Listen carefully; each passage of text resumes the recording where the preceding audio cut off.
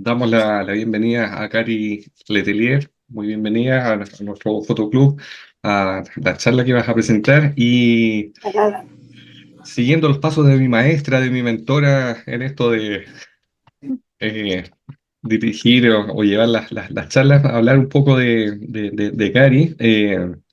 Supe por ahí que tiene alguna mención, algunos estudios iniciales, primero en periodismo, cosa que abandona en algún momento para sacar el título de ingeniero civil, con una serie de distintos títulos de magísteres y,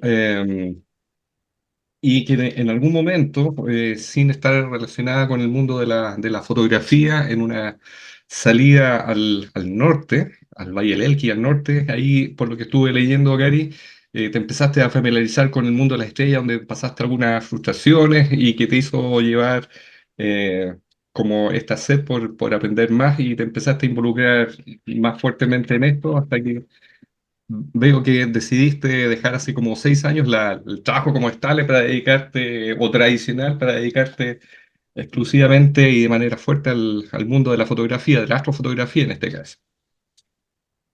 Y revisando también su notable página, cariletelier.com, con una serie de premios, y hoy día mencionada y como candidata a fotógrafo astronómico del año 2024 eh, para tener los resultados, tengo entendido, en septiembre, eh, con una muy extraordinaria foto, justamente de auroras boreales, reconocimientos de la NASA, primer puesto en la categoría naturaleza, paisaje en los International Photography Awards 2023, etcétera, y un currículum bastante extendido en charlas y presentaciones en el extranjero y intervenciones en los medios nacionales y extranjeros.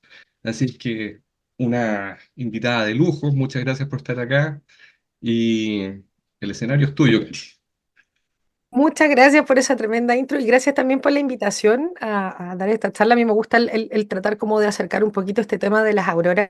En general, el tema de la astrofotografía o las auroras o todo esto que tenga que ver como con la fotografía y ciencia, que muchas veces está como medio endiosado por parte de algunos segmentos, y la idea es como acercarlo y hacerlo un poquito más amigable, un poquito más cercano, y un poquito más familiar. Así que feliz de poder ser parte. Gracias a todos los que se conectaron, a los que vayan a ver el videito después. Y nada, vamos a lo que nos convoca, a contarles un poquito de las auroras. Como yo les decía antes, que yo me dedico y me gusta mucho esto de poder hacer la mezcla no solamente de la fotografía, sino que también el qué estamos fotografiando y entenderlo. Y por ese lado va mi uso de la fotografía como una tremenda herramienta para la divulgación.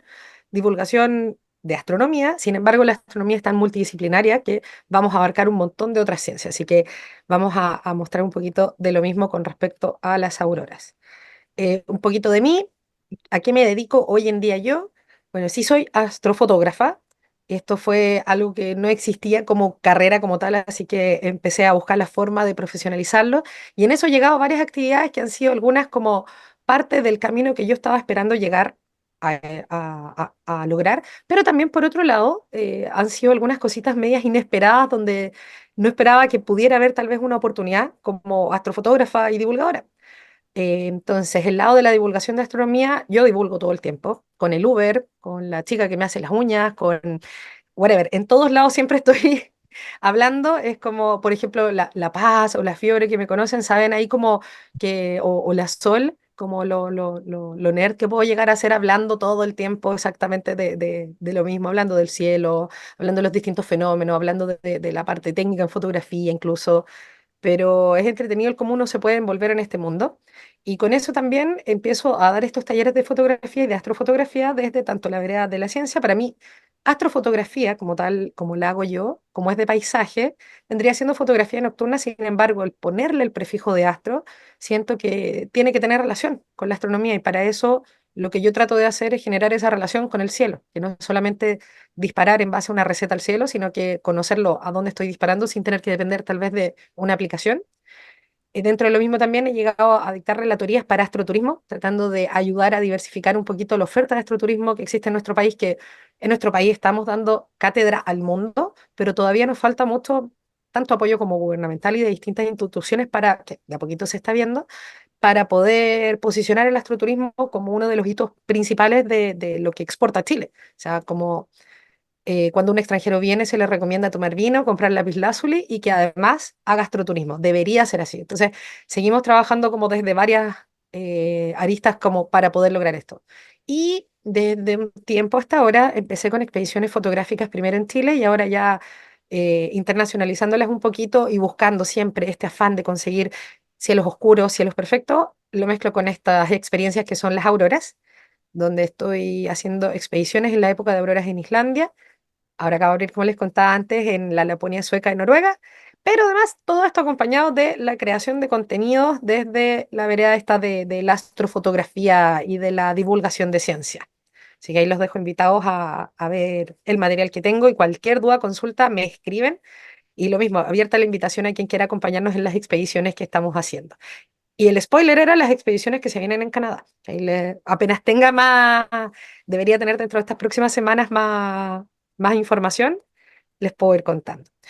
Entonces, auroras polares, una estafa. Hay varios creadores de contenido, hay varios fotógrafos, videógrafos que hablan de que la aurora es una estafa.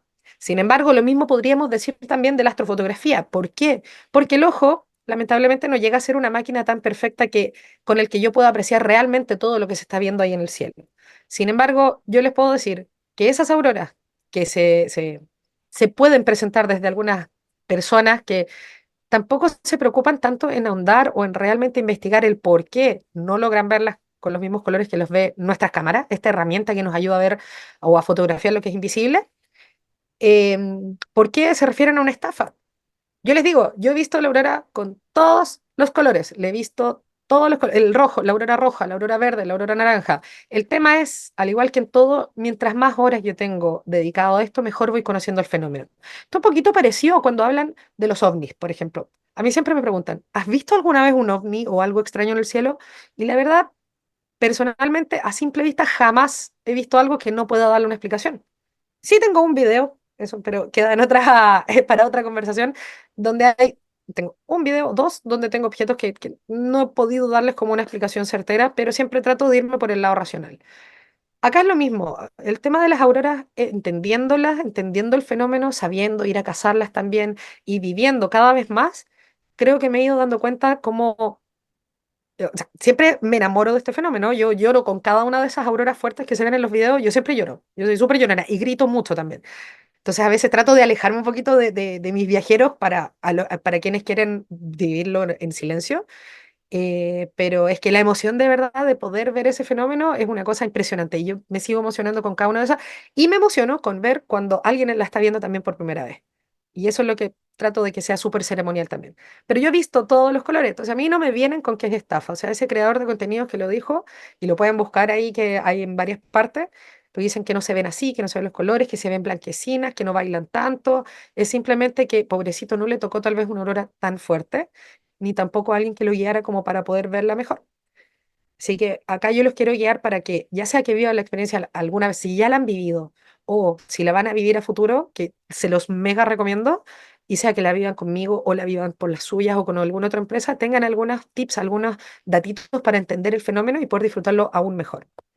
Entonces, lo primero que tenemos que entender para esto es el Sol, nuestro astro rey, nuestra estrella, ¿no es cierto? El centro de nuestro sistema, el sistema solar, en honor, ¿no es cierto?, a nuestro astro rey. Sabemos que es esta bola de plasma gigante que va a tener varias capas. Dentro del centro es donde se van a dar las interacciones que va a estar convirtiendo por procesos de fusión nuclear constantemente el hidrógeno en helio. Luego, en estas capas que son las convectivas, la de radiación, básicamente, acá el gas va a tratar de escapar, se va a devolver hacia adentro, va a tratar de escapar y en esa interacción va a ir agarrando mucha velocidad y por ende mayor intensidad. Y cuando este gas llega a la capa final, que va a ser la corona, donde se forman estas llamaradas, es entonces donde vamos a tener como la mayor actividad de explosiones, estas tormentas.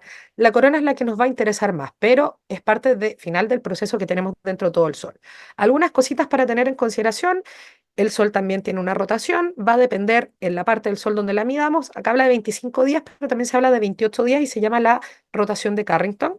La luz del Sol, ojo, la luz, no el material, para que lo tengamos claro, se demora 8 minutos en llegar a la Tierra. Nosotros hablamos que la velocidad de la luz es más o menos de 300.000 kilómetros por segundo, pero estamos hablando de que no tiene masa, por eso demora eso.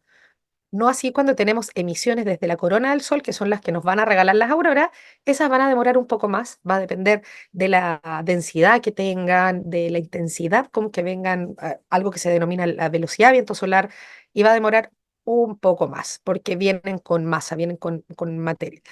El Sol se encuentra en promedio 150 millones de kilómetros y de hecho esto es un tipo de unidad que se usa en astronomía para medir distancias en el cielo, porque así vamos acortando ceros. Entonces en astronomía esta distancia promedio al Sol se habla de una unidad astronómica o una UA o Astronomic Unit en inglés, AU, para tenerlo ahí en consideración también. Y bueno, ahí pueden ver el diámetro del Sol, que es una cosa 1.392.684 kilómetros.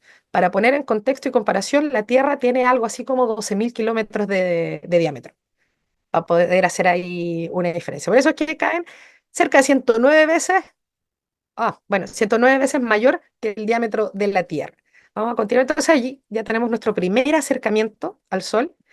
Y acá otra cosita que es importante en la rotación, que no lo nombré, es que la rotación no va a ser exactamente igual en tiempo en el ecuador como en los polos, porque estamos hablando de que el Sol es una esfera, ¿no es cierto? Al igual que la Tierra, y eso no vamos a discutir de que la Tierra es una esfera. Y entonces sabemos que la rotación de la misma va a ser diferente porque va a recorrer un diámetro más ancho, ¿no es cierto?, en el ecuador versus los polos donde va a ser más pequeño. Por ende, la velocidad de rotación va a tender a ser más lenta hacia los polos de forma aparente con respecto al ecuador. Vamos a continuar acá aprendiendo nuestro Sol. Sobre la actividad solar, porque se habla mucho de la actividad solar, más aún que está en boga, ¿no es cierto?, el tema de que estamos acercándonos al máximo del ciclo solar. Ahí vamos a mostrar en un ratito que con la Sol y con la Paz, el día 10 de mayo, que quedó para la historia, quedó para la historia de la humanidad, esas llamaradas que provocaron auroras que se vieron en nuestra Patagonia. Y ahora les voy a mostrar por qué usualmente no se ven. Es un hecho muy aislado, muy puntual, del cual no estamos exentos de repetirlo.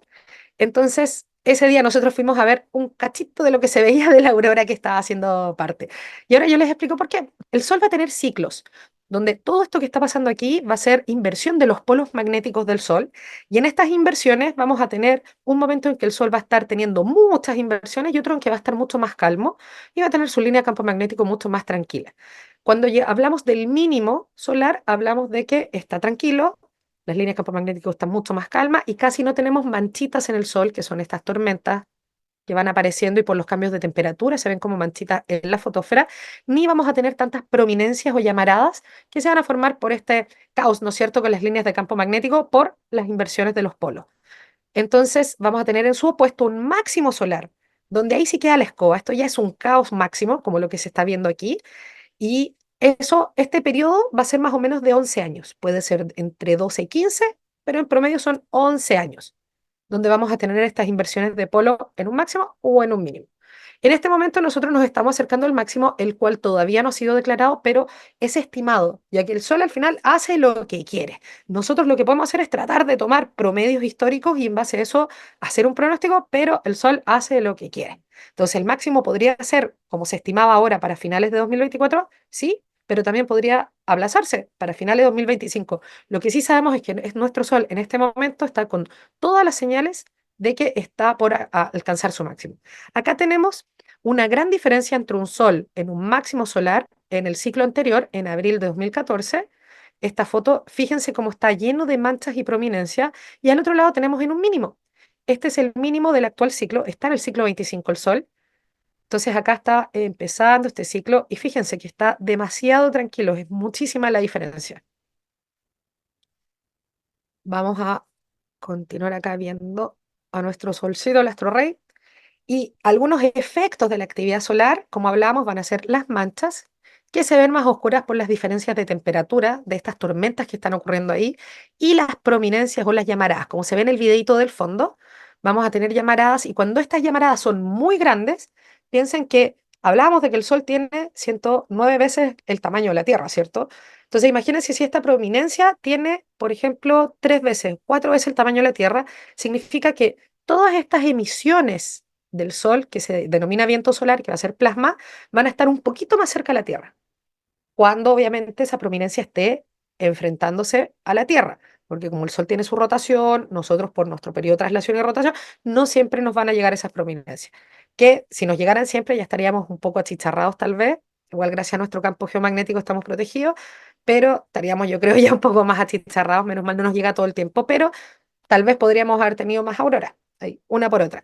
Tenemos ocasiones donde hemos tenido llamaradas enormes que además han sido tan potentes y tan grandes que una parte de estas llamaradas se ha desprendido. Como se ve también en el video atrás, a veces se desprenden esas porciones más grandes. Justo cuando eso pasa en dirección a la Tierra, va a llegar este material y va a provocar un debilitamiento de los polos de nuestro campo geomagnético y este gas, todo este material del Sol va a poder entrar en interacción con nuestra atmósfera, provocando las auroras. Ahora vamos a ver cuál es la interacción ahí química que se produce para las auroras. De estas llamaradas las tenemos clasificadas de tres tipos. De tipo C, pequeñas, esas son muy constantes en casi todas las etapas o sí, escenarios del Sol. Tenemos las de tipo M, que ya son un poquito más grandes, y las de tipo X, que son las más grandes. De hecho, ahora tuvimos noticias. Yo tengo un canal en Instagram donde voy informando muchas cositas como relacionadas con astronomía y astrofotografía. Y ahora mandé, porque ayer había llegado la información de que había habido una llamarada de tipo X, magnitud 14. Eso es muchísimo. Es una cosa, una locura, pero no fue frente al Sol. De hecho, fue frente a Marte. Perdón, no fue frente a la Tierra, fue frente a Marte, pero a la Tierra le llegó como un cachito de eso. Si eso hubiese sido frente a nosotros, probablemente esa llamarada podría haber provocado auroras nuevamente en la Patagonia y hasta un poco más arriba incluso. Ahí les voy a contar de una vez que se vieron auroras en Santiago también. Pero esto para tener en consideración los tipos de llamarada y podamos entender cada vez que vemos los pronósticos, ¿no es cierto?, de la actividad solar. Y esto había sido hasta antes de el 10 de mayo, había sido una de las llamaradas más grandes de este ciclo, donde las auroras se habían llegado a ver hasta Texas, latitud 29 grados. Ahora vamos a ver qué significa eso. Hablamos de una tormenta solar cuando estas prominencias tienen este desprendimiento de una masa tan potente que va a llegar con mucha intensidad, va a chocar contra la Tierra y en este campo geomagnético de la Tierra se va a debilitar. Es más débil en los polos y esto lo va a debilitar más. Y por eso va a poder entrar en interacción. Cuando lo debilita, hablamos de una tormenta geomagnética. Ahora, además de la belleza de poder tener auroras en otras latitudes medias y no tan altas como las polares, vamos a tener algunos problemas asociados, como por ejemplo problemas con las telecomunicaciones porque empiezan a fallar los satélites, ya que la aurora o este material va a entrar en interacción justo en las mismas capas donde vamos a tener los satélites, que esto va a ser en la ionosfera. Así que, de nuevo, es una por otra y si estas llamadas llegaran a ser muy fuertes, todo este material que llega a ser demasiado intenso, podemos llegar a tener algún otro tipo de problemas, como incluso como electrización de algunos objetos metálicos, problemas con nuestros aparatos electrónicos, pero eso sería ante una tormenta que fuera demasiado intensa. La última que tuvimos fue esta, extrema, una G5, pero que no fue de una intensidad tal como otras que han habido en la historia para poder llegar a dañar aparatos eléctricos o tirar al suelo todas las telecomunicaciones, pero que podría pasar y es el gran miedo que tienen hoy en día los científicos con el estado del Sol, que está demasiado activo. Entonces, acá tenemos lo último, lo histórico, que esto fue ya, no, yo les digo, yo tenía un viaje planificado, viajaba el otro día a Suecia, pero yo no me podía perder este evento. Esto fue un evento histórico y con la Sol y la Paz, cuando lo hablamos, fue lo mismo, es día de semana, da lo mismo, pero esto no puede perderse, el vivir y ser parte de este evento histórico. Antes habíamos tenido otras llamaradas fuertes, por ejemplo, en 2003 tuvimos las llamaradas denominadas la llamada de Halloween, porque fueron justo en la fecha de esta festividad. Y no llegaron a provocar lo que provocó esta. Antes de eso tuvimos en el año 89 que esas creo que fueron las de Quebec, que dañaron varios telégrafos en Canadá, en Quebec, y antes otra el 39, y así hemos tenido algunas, pero la más histórica de todas, se las voy a mostrar ahí, una lámina especial para esa en 1859. Pero esta quedó para los anales de la historia, ¿no es cierto?, de la humanidad, el 10 de mayo de 2024. Tenemos una llamarada de tipo X con una magnitud 1.54, que es muchísimo, y esa provocó una tormenta que desplazó desde los polos, porque acá se forma algo que se llama el óvalo auroral, y desplazó desde el óvalo todas las regiones donde se iban a ver auroras. Por eso es que se vieron en prácticamente toda Europa, hasta el sur de España, y por eso se vieron acá, esto es vista desde el hemisferio norte en ese mismo momento, y vista desde el hemisferio sur. Que aparte tenemos que ver que geográficamente son diferentes hemisferio norte y hemisferio sur. Si se fijan, hemisferio norte no tenemos un continente ártico, tenemos parte, ¿no es cierto?, de Europa, de Asia, de América. En el hemisferio sur tenemos el continente antártico y por ende todo lo que es población del continente americano o acá de Oceanía no van a llegar directamente hasta esta partecita del polo. Y lo otro que tenemos que tener en consideración es que en la Tierra tenemos cuatro polos que en cada hemisferio. Tenemos el polo celeste, que va a ser el eje de rotación de la Tierra, ¿no es cierto? Pero proyectado en el cielo. Tenemos el polo geográfico y el polo terrestre. El polo terrestre va a ser el medio como realmente de forma terrestre. Tenemos el geográfico que va a ser definido más políticamente y tenemos el polo magnético, que ese va a ser el de nuestro campo geomagnético y está desplazado con respecto al geográfico. Por eso es que, si se fijan, vean el óvalo acá. El óvalo no está centrado con el polo ahí, ¿no es cierto? Está desplazado el polo magnético con respecto al geográfico. A diferencia de el óvalo en el hemisferio norte, que sí está mucho más centrado con respecto al polo geográfico. Y esto se va a seguir moviendo porque el polo celeste, el de rotación, también se va a ir moviendo. Y es por eso que las auroras acá no se llegan a ver. Incluso en las bases chilenas de la Antártica no se ven. Se ven solo bajo condiciones tan extremas como las que tuvimos ahora el 10 de mayo, pero sí se ven en Nueva Zelanda, el sur de Nueva Zelanda, donde está Queenstown, acá esa isla chiquita que se ve es Tasmania y la parte sur de Australia. Pero también se ven desde cierta intensidad de las tormentas geomagnéticas, que vendría siendo una, como les mostraba atrás, acá están los niveles de tormenta, desde una G2 más o menos, ya se pueden empezar a ver desde Nueva Zelanda en el sur, en Queenstown, en Tasmania, en Australia. Entonces tampoco allá son tan frecuentes, porque las tormentas geomagnéticas no son tan frecuentes. Por eso es que nos toca al final irnos tan lejos para poder ver las auroras en el hemisferio norte, donde sí las vamos a tener con muchísima más frecuencia sin necesidad de una tormenta geomagnética como tal. Este es un resumen un poquito de fotos que me llegaron de varios lugares acá de Chile y junto acá con la fotito que fuimos nosotros a ver a Farellones, la parte más alta, ¿no es cierto?, de la aurora roja. Ahora, se habló mucho, y quisiera ahí como hacer correcciones, porque en los medios se habló mucho de por qué que en el hemisferio sur se veía la aurora roja y en el hemisferio norte la verde. No es tan así. Eso va a ser por lo mismo de que la Tierra es una esfera y nosotros aquí alcanzamos a ver la parte más alta de la aurora. La parte más baja, que es la verde, no la alcanzamos a ver por la curvatura de la Tierra. Es simplemente por eso. Y por este desplazamiento del polo magnético, es que entonces nosotros logramos ver esa partecita más alta. Pero qué locura el haber vivido este fenómeno, de verdad que fue emocionante el poder estar vivos para vivir esto, ¿no es cierto? Y poder capturarlo y compartirlo con la tecnología que tenemos hoy en día. Entonces, yo les decía que este es el campo geomagnético de la Tierra, así va a venir todas estas emisiones del Sol, el viento solar, van a cubrirlos, pero en lo que cubren van a seguir su trayectoria hacia el resto del sistema solar, pero unas partecitas van a entrar acá por donde está más débil el campo geomagnético. Y cuando esto es muy intenso, va a chocar con mayor intensidad acá y va a provocar un debilitamiento más grande de este campo, y ahí tenemos la tormenta geomagnética, y ahí viene, acá tenemos las capas de la atmósfera, y viene este proceso ahora químico que se genera en la atmósfera, que va a ser la interacción del viento solar con distintos gases y al tener estos choques van a liberar un fotón como forma de luz con un color y eso va a depender del gas con el que está interactuando. Por eso vamos a tener verde, rojo, azul y algunos colores mezclados entre medio.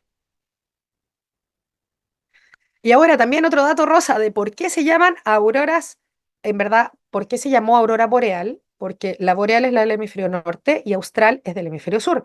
Y el que las bautiza viene siendo Galileo.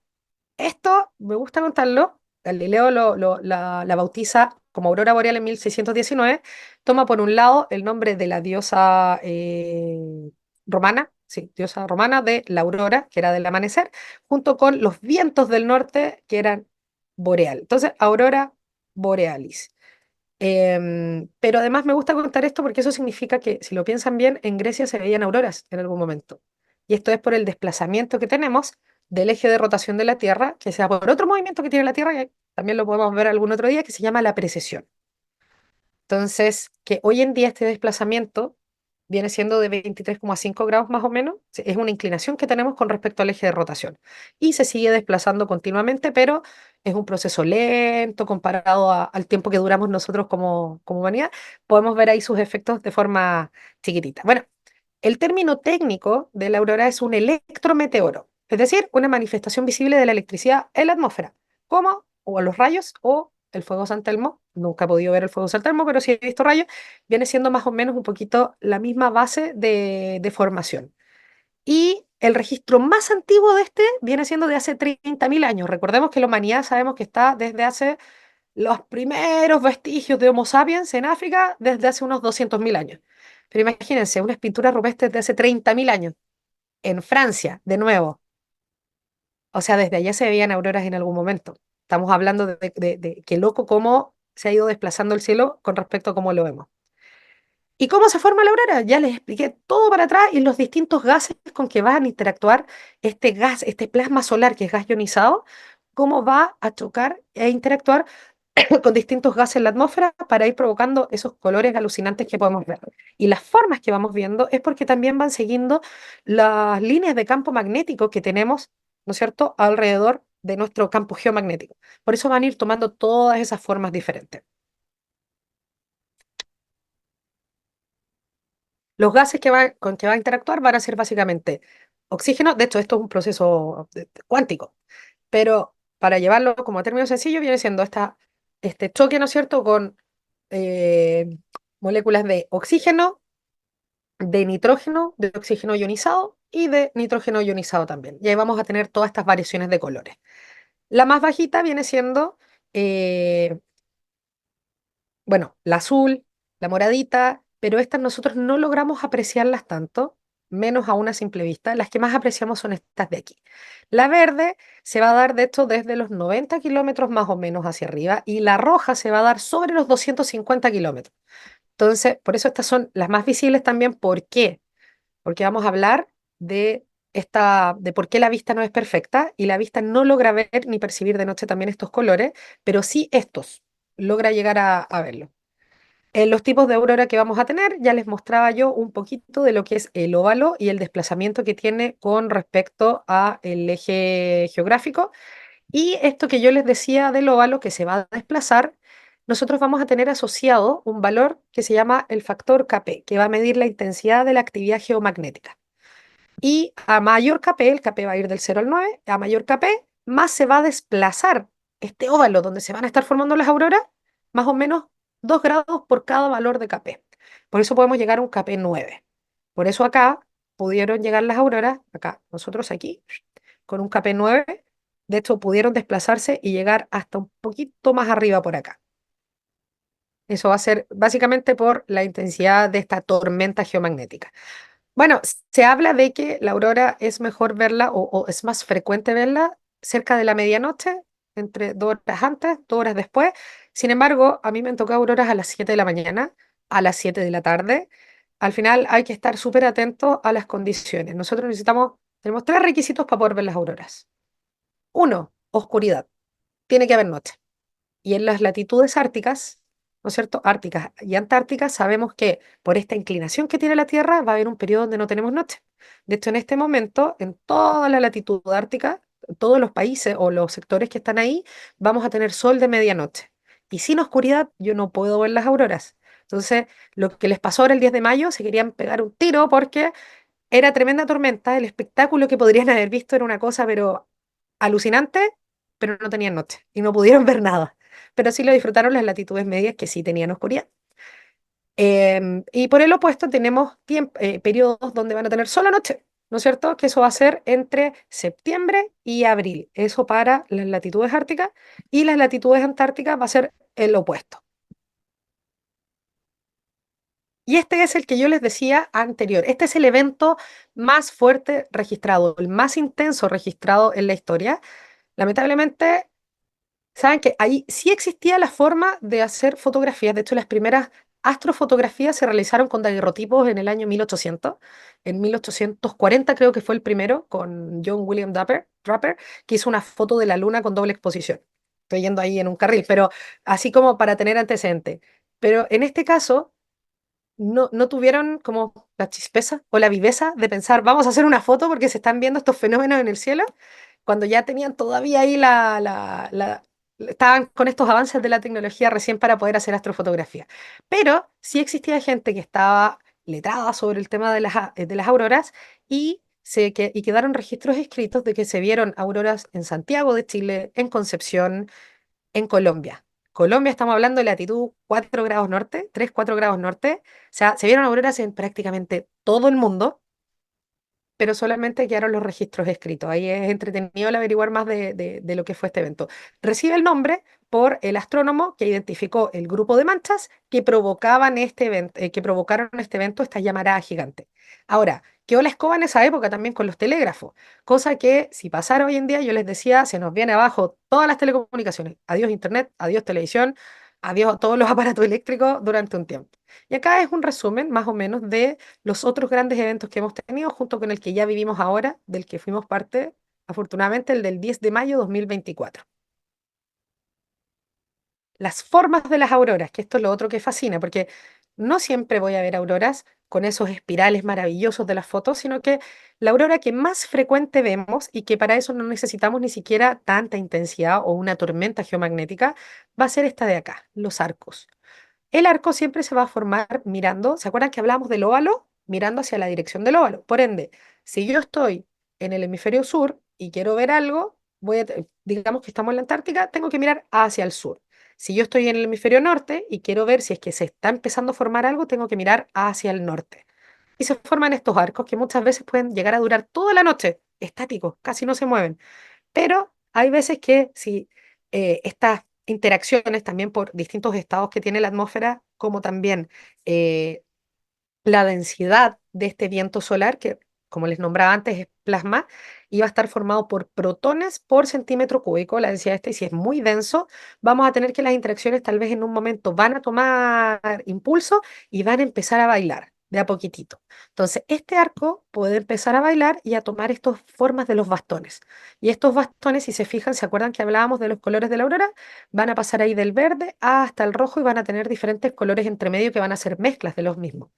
Luego, si esto sigue tomando fuerza, bueno, acá cabe destacar algo. Las auroras todavía siguen siendo un fenómeno en estudio. No tenemos el 100% de la verdad del fenómeno de la aurora. Entonces, se necesitan ahí más manos investigando sobre el fenómeno mismo. Pero esto es parte de lo que está estudiado hoy en día de cómo funciona. Pero muchas veces no sabemos bien el por qué toma más fuerza o por qué no. ¿Por qué en cierta época sí tenemos tal vez más frecuencia de aurora y en cuáles no? Es súper relativo. Lo que sabemos es que podríamos tener auroras todo el año, pero depende de si tenemos la oscuridad para poder verlas. Entonces, tenemos estos bastoncitos, acá ya estamos empezando a agarrar fuerza en el cielo y estamos empezando a ver también la aurora roja, que si yo estoy en latitudes altas boreales, en el hemisferio norte, las voy a ver más arriba, pero si yo me voy a latitudes medias, como Escocia, por ejemplo, voy a ver más la aurora roja, por lo que hablábamos de la curvatura de la Tierra. Luego, si esto toma la suficiente fuerza, va a llegar a subir en el cielo y estos mismos bastones que están ocurriendo ahí los vamos a ver sobre nuestra cabeza. Para eso significa que estamos en un lugar que queda justo bajo el óvalo auroral. Por eso es importante si se desplaza el óvalo, el quedar bajo el óvalo. Y este viene siendo como el santo grial de los cazadores de aurora. Esto es lo que más queremos siempre, el que lleguemos a tener una corona, que lleguemos a tener ese baile, ¿no es cierto?, de los bastones sobre nuestra cabeza y vamos a ir viendo estas mezclas de colores. Luego también vamos a tener que estos mismos bastoncitos van a poder tomar formas y hacer estos giros, ¿no es cierto? Y ahí estamos hablando ya, cuando tenemos este tipo de condiciones, estamos hablando de subtormentas o estas tormentas geomagnéticas. Luego de todo, si pasa por todos estos estadios la aurora, este va a ser el final y esto queda después de una subtormenta y se llama la aurora pulsante, que a la vista es mucho más tenue porque no va a ser un verde intenso, ese verde kriptonita que tiene las otras auroras cuando se intensifican mucho, pero a la cámara va a ser una delicia porque son como flachazos de nubes medias deformes con formas súper aleatorias que van a ir como que se encienden y se apagan, se encienden y se apagan. Entonces es otro tipo de aurora también súper linda que viene quedando como después de estas subtormentas, ¿cómo decirlo? Se me fue la palabra, pero como el remanente, ¿no es cierto?, de lo que fueron las tormentas. Y con el capello voy a poder estimar más o menos qué tipo de aurora voy a tener. Como les decía antes, los arcos con capé bajo. Yo he tenido hasta bastones de estos y giros, no con corona, sino que he llegado a tener bastones y de estos espirales con un KP3, que se considera un KP bajo. Se considera ya como condiciones activas. Ah, bueno, acá están los KPs para mostrarles. Entre el 0 y el 4 significa que estamos con bajita actividad. El 0 es cero, o sea, cero actividad geomagnética. Entre el 1 y el 4 es porque va increciendo, ¿no es cierto? En el 4 es como bien aceptable. Yo les dije, tenía auroras buenas e interesantes con un KP3. Y desde un KP5 estamos hablando de tormentas geomagnéticas. Esas son las que sí van a llegar a ser corona, sí vamos a llegar a ver mucho más las auroras de los otros colores, vamos a tener muchas más formas y puede que duren incluso mucho más. Esto es el KP5, es el equivalente de una tormenta G1 que les mostraba antes. KP6, una tormenta G2. KP7, una tormenta G3. KP8, una tormenta G4. Y KP9 es una tormenta G5. Ah, bueno, y otro factor súper importante, yo les decía, tiene que haber oscuridad. Ese es el factor 1. Factor 2, tiene que haber actividad del sol. Factor 3, las nubes. Las nubes en nuestro cielo, ¿no es cierto? Nuestra atmósfera van a estar a una altura mucho más bajita con respecto a la aurora. Pensemos que la aurora se va a formar desde los 90 kilómetros hacia arriba. Las nubes están mucho más bajas. Entonces, si yo tengo nubes, no hay nada que hacer, voy a tener que ir a buscar el huequito en las nubes y por eso se habla de también salir a cazar la aurora. Y acá un poquito de por qué no podemos ver y por qué estas personas decían que era una estafa la aurora.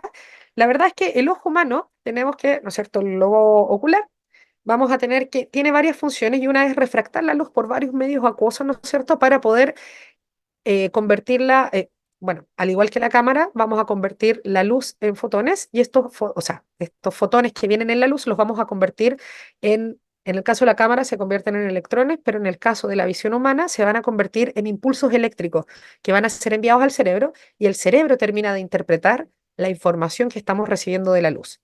Ahora, nosotros vamos a tener distintos tipos de visión dependiendo de la cantidad de luz que tenemos. Entonces tenemos eh, fotorreceptores que están en la parte trasera del globo ocular, que vamos a tener de dos tipos. Hay unos fotorreceptores que se llaman los conos, y los conos funcionan cuando tenemos luz. Y por ende, vamos a tener conos o fotorreceptores que son sensibles al rojo, al verde y al azul. La proporción acá en que van armando un poquito la visión en colores viene siendo 25% azul, 25% rojo y 50% verde. Y en las cámaras, las matrices, la matriz de Bayer por lo menos, va asignando los electrones más o menos en esa misma proporción que funciona la visión humana. Pero cuando perdemos luz, ¿qué pasa? Cuando perdemos luz, estos fotorreceptores, bueno, lo primero que pasa es que se dilata la pupila y empieza a entrar más luz y va a haber un proceso químico donde estos fotorreceptores se van a multiplicar muchísimo. Pero los bastones se multiplican mucho más rápido que los conos. Y los bastones no son sensibles a los colores.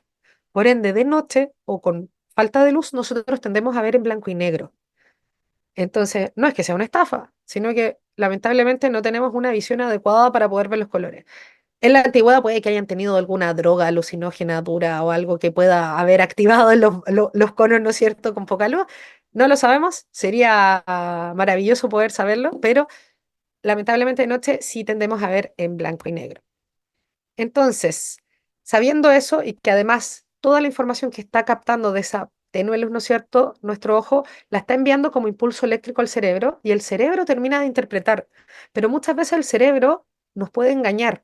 ¿Por qué? Porque en pro de tratar de darnos, acercarnos a la realidad, el cerebro nos puede decir algo que no es. Entonces a mí me gusta hacer un juego acá, hay algunos que en otras charlas me gusta hacer este juego que han estado en otras charlas, pero les hago una consulta.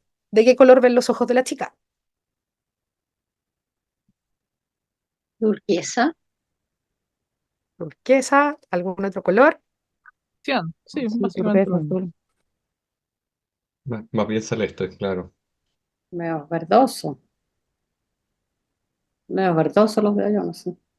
¿Nadie ve algún otro color? Todo entre turquesa, verde, celeste. ¿Y qué pasa si les digo que están equivocados? Que su cerebro los está engañando. Porque la verdad es que viene siendo un color gris. Pero al poner el filtro rojo, lo que hace el cerebro es compensar tratando de buscar como esa normalidad y nos va a Ay, mostrar con un tono como azul, o nos va a decir, ah, es un tono azul, pero en verdad o es un sea, gris. busca el complementario. Exacto, tal cual. Con el rojo te hace ver el complementario. Así es. Entonces, todo lo que vemos a través de nuestros ojos es real, no necesariamente. No viene siendo una máquina perfecta. Pero para eso tenemos nuestras cámaras fotográficas para poder capturar lo que el ojo no alcanza a ver. Es como fotografiar lo invisible. O sea, invisible para nosotros. Puede que haya animales también que logren percibir eso, pero tenemos esa opción y podemos usar nuestras cámaras para eso. Entonces tenemos varias limitaciones de nuestra vista nocturna. Algunas de las principales vienen siendo la longitud de onda, o sea, del espectro electromagnético, donde está, ¿no es cierto?, la luz visible. La luz visible viene siendo el 0,00034% del total. O sea, lo que vemos es nada, ¿no es cierto? Vemos muy poquito como para poder decir que nuestra vista nos viene dando totalmente la realidad. No poseemos visión nocturna, ¿no es cierto? Tampoco. Y tenemos el ángulo de visión y el enfoque. ¿Qué es lo que pasa? Que los conos tienen la máxima nitidez en el centro de la vista. Los conos como fotorreceptores, en el cono visual, en el centro de la vista. Sin embargo, los bastones van a tener la mayor nitidez en la periferia de este cono visual. Por eso es que también, si es que han podido hacer astroturismo alguna vez o observación astronómica, les han dicho que tienen que mirar de reojo y se llama la vista periférica es por esto, porque los bastones son más sensibles o dan mayor nitidez en la periferia de la vista. Y acá me gusta también hacer este comparativo con respecto a la cámara. Hay algunos de estos valores que de repente pueden variar con respecto a los que se ve ahí, pero traté de buscar como algunos promedios que fueran más cercanos, ¿no es cierto?, a la realidad de las cámaras que usamos, como por ejemplo la resolución del ojo humano. De hecho, se habla de mucho más, incluso de esos 576 megapíxeles. Pero para que tengamos un comparativo con respecto a las cámaras y la resolución que vienen teniendo hoy en día, el cono de atención visual, ¿no es cierto?, viene siendo de 55 grados, entonces en una cámara full frame, el objetivo que nos daría con ese campo de visión sería de 43 milímetros aproximadamente. El número F, ahí vamos a hablar, ¿no es cierto?, de la pupila. La dilatación de la pupila va a depender de la edad del ojo, o sea, si el ojo es un ojo joven, puede llegar a dilatarse hasta 8 milímetros, ¿no es cierto? En el caso de un ojo ya más viejito, va a llegar a unos 6, puede llegar a unos 5, incluso de unos 2 a unos 5, va a depender de eso, pero ese sería el equivalente si llegara a los 8 milímetros de la apertura como del diafragma en la pupila. En cuanto a la sensibilidad, ¿no es cierto? La sensibilidad ISO, estamos hablando de que puede llegar como un rango dinámico medio de 10.000 a 1, un máximo de 1 millón a 1, o sea, de 20 pasos más o menos. Esto hablando de rango dinámico fotográfico. ¿Qué más? El tiempo de exposición, y esta yo creo viene siendo una de las grandes diferencias con respecto a una cámara, y es que el ojo hace continuas exposiciones. No puede hacer una larga exposición, está haciendo siempre exposiciones de centésimas de segundo, ¿no es cierto? Como un video en tiempo real. Entonces, esa es la gran diferencia también con la cámara, que la cámara sí logra acumular luz, logra acumular fotones para poder hacer una captura con una integración de información mucho mayor. Entonces tenemos ahí por un lado como el ojo le ganan algunas cosas a la cámara y viceversa. Bueno, para poder ver las auroras también necesitamos tener cielos oscuros. Tenemos que alejarnos de los hubs de contaminación lumínica, porque además, si tenemos una aurora que es mucho más tenue, vamos a necesitar tener mayor oscuridad para poder verla, ¿no es cierto? Entonces, con esto yo les doy una escala que a mí es la que más me gusta usar, porque esta la desarrolla un astrónomo aficionado, como yo, que se llama John Bortle. De hecho, John ayudó en la observación de más de 300 cometas y define esta escala que va del 1 al 9, donde dependiendo del valor, ¿no es cierto?, de la clase cielo, está asociado a la cantidad de objetos celestes que se pueden ver, y esto va a estar acotado a su vez por la cantidad de luz artificial que se está emitiendo en ese lugar. No se considera para esta escala la luz de la luna, que una luz de luna llena nos va a restar un 70% de la visibilidad del cielo nocturno.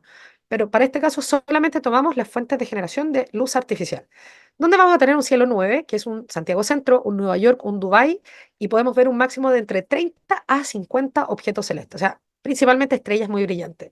Y en el otro extremo vamos a tener un cielo Bortle 1, que es donde tenemos la opción de poder ver más de 7.000 objetos celestes en el cielo.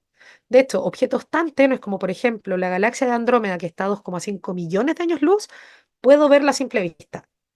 Pero como ya aprendimos con la vista periférica, ¿no es cierto? La voy a ver de reojo. Incluso hay otra galaxia que está muy cerquita de la galaxia Andrómeda que se llama la galaxia Triangulum. Esa es un poco más tenue y bajo un cielo perfecto yo puedo también llegar a verla. O en lugares como por ejemplo el desierto de Atacama, que es donde tengo una apertura mucho más vasta, y con un cielo bortoluno, un cielo muy oscuro, voy a poder ver la sombra de constelaciones muy brillantes como la constelación del Escorpión. Hacen sombra en el suelo y eso es por lo prístino, ¿no es cierto? Y la claridad que tiene este cielo en esos lugares. Y esto un poquito como a modo de concientización sobre la contaminación lumínica, menos del 1% de la población mundial vive bajo cielos oscuros. Si han tenido la oportunidad de estar bajo un cielo oscuro, realmente son privilegiados, más aún si tienen la posibilidad de vivir bajo un cielo oscuro, son realmente privilegiados, porque eh, está bueno que hoy en día se está concientizando más sobre esto, pero a mí me hubiese encantado que en el colegio me enseñaran esto, que me enseñaran que uno puede ver la Vía Láctea, que puede ver galaxias tan grandes como las nubes de Magallanes, cosas que deberían ser tan básicas de saber, más aún de estos cielos nuestros, los australes, y que no nos las enseñan, y que son tan obvias o tan lógicas como saber que de noche, viendo el cielo, puedo ver la rotación de la Tierra. Es la mejor forma de apreciarla, haciendo una larga exposición. Entonces, cómo la fotografía nos ayuda como una tremenda herramienta también de aprendizaje y en este caso de concientización, ¿no es cierto?, sobre la contaminación lumínica. Tengo un muy buen amigo astrofotógrafo que es de Guatemala y él hizo un proyecto de astronomía junto con astronomía cultural, como de pueblos originarios, y creo que el pueblito se llama Antigua Guatemala, y hicieron un proyecto donde todos los días apagaron, durante un periodo de tiempo, apagaban las luces durante 45 minutos para que la gente pudiera volver a ver los cielos oscuros. Me daría miedo acá que cortaran la luz en Santiago por 45 minutos, pero eh, pensando en cómo volvemos a conectarnos, ¿cierto?, con la observación del cielo, yo creo que la fotografía es una tremenda herramienta. ¿Cómo fotografiamos las auroras? La verdad, sacar una foto es muy sencillo. Yo puedo hacer una larga exposición, no sé, el iPhone, por ejemplo, que si yo no lo pongo en el celular, en trípode, lo hago a pulso, me va a dar hasta unos 10 segundos, ¿no es cierto? Y si tengo buen pulso. Mi pulso es horrible, así que no sé si a mí me da los 10 segundos. Pero a personas con mejor pulso les da estos 10 segundos máximos, pero ojo que desde el iPhone 11 en adelante yo puedo hacer fotos de hasta 30 segundos, pero en trípode y que reconozca bastante oscuridad y estabilidad. Entonces, yo voy a hacer una foto y me va a salir la aurora perfecto. Sin embargo, va a depender de cuál es la calidad de la foto que yo quiero de mi aurora. Si yo quiero capturar una aurora con su movimiento lo más puro posible, voy a tener que hacer exposiciones cortas. Y ahí es donde viene el desafío. ¿Cómo capturo el paisaje en una exposición corta para no suavizar el movimiento de la aurora? Si no, imagínense, todo ese movimiento, este es un timelapse, obviamente se ve acelerado, pero son exposiciones eran de, no sé si 2 o 3 segundos cada exposición y está a 24 cuadros por segundo, por eso se ve acelerado. Pero imagínense, con eso, esto le hice con un 50 milímetros. Eso también me gusta, como el sacar un poco o desencasillar las lentes que son los objetivos de retrato y poder llevarlos como también al uso de ellos para paisaje o para astrofotografía. A mí me gusta muchísimo. Lo que hago es cerrarle un poquito la apertura del diafragma porque es 1,4 máximo este, pero me da bastante aberración. Entonces le cierro un poquito, esto lo debo haber cerrado a 2 o a f2.2 y con eso ahí dejé haciendo timelapse mientras con otra cámara estaba haciendo una panorámica. Pero eso, el desafío más grande con las auroras viene siendo ese. Más aún si yo voy a hacer timelapse y de pronto la aurora empieza a reventar, se me va a quemar. Es súper fácil que se me queme. Entonces por lo menos algo que yo hago en Astrofoto y que también me pasa con las auroras, trato de subexponer un poco mis fotos. Entonces, de noche, por lo menos en Astrofoto y con las auroras aplica de que acá, en verdad, no se aplica el derecho del histograma. Acá es como todo lo contrario. Yo prefiero subexponer un poquito y peleo con el ruido en el postprocesado, pero prefiero tener ahí la información antes de que se me queme. Y todos empezamos de cero. Mi primera foto de aurora, mis primeras auroras, la verdad, las vi en el 2015. Fue mi luna de miel, hoy en día felizmente divorciada. Y, eh, pero quedé con las ganas cuando después entré en la fotografía. Yo empecé como decía Alan bien en el principio, yo empecé en la fotografía mi primera foto fue en diciembre de 2017 y empecé muy de lleno justo en la astrofotografía, fue muy de la mano esto. Y después me di cuenta de este mundo que tenía que estudiar y aprender sobre la fotografía en general, ya que no es solamente disparar y que salga un paisaje y la Vía Láctea, no, sino que está el detrás de la composición y lo que yo quería transmitir con esa composición también, el cómo realmente quería pensar en que mi fotografía contara una historia y además toda la parte técnica detrás de que uno siempre pregunta con qué cámara debería empezar en astrofotografía. Chuta, si quieres solo astrofotografía, quieres otro tipo de fotografía también, tal vez dependiendo del presupuesto, cuál va a ser la mejor opción, si quieres algo dedicado. Hay tantas interrogantes, ¿no es cierto?, que van entre medio, pero ahí tenemos nuestras primeras fotos siempre que nos van a marcar ese hito como de un antes y un después de cuando empezamos realmente en la fotografía en general. Y esta fue la primera mía de auroras. Tenía ese bichito después de haber ido a ver las auroras de hacer mis propias fotos. Vuelvo a Islandia, vuelvo con tres amigos fotógrafos, nos fuimos en la aventura, arrendamos una camper, otro amigo fotógrafo español nos dio todos los datos y los tips, con eso dijimos, vamos, que la hacemos de oro, y la verdad, ven que a veces se gana y a veces se aprende, bueno, aprendimos montones, porque la verdad es que hay demasiadas cosas que toca tal vez tener la experiencia ya para poder aprovecharlas mejor.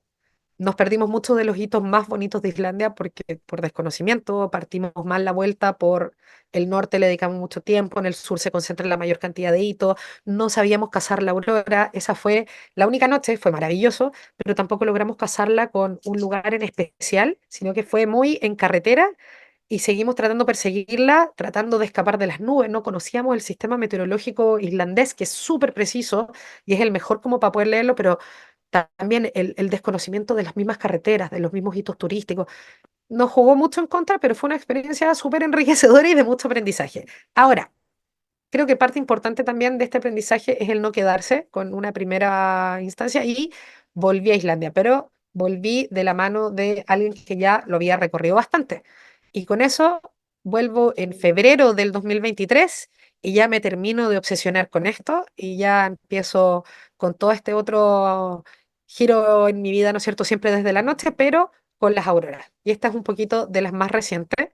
Ahora, esta es de marzo 2024 porque la procesé ahí, pero las capturas las hice en febrero 2023.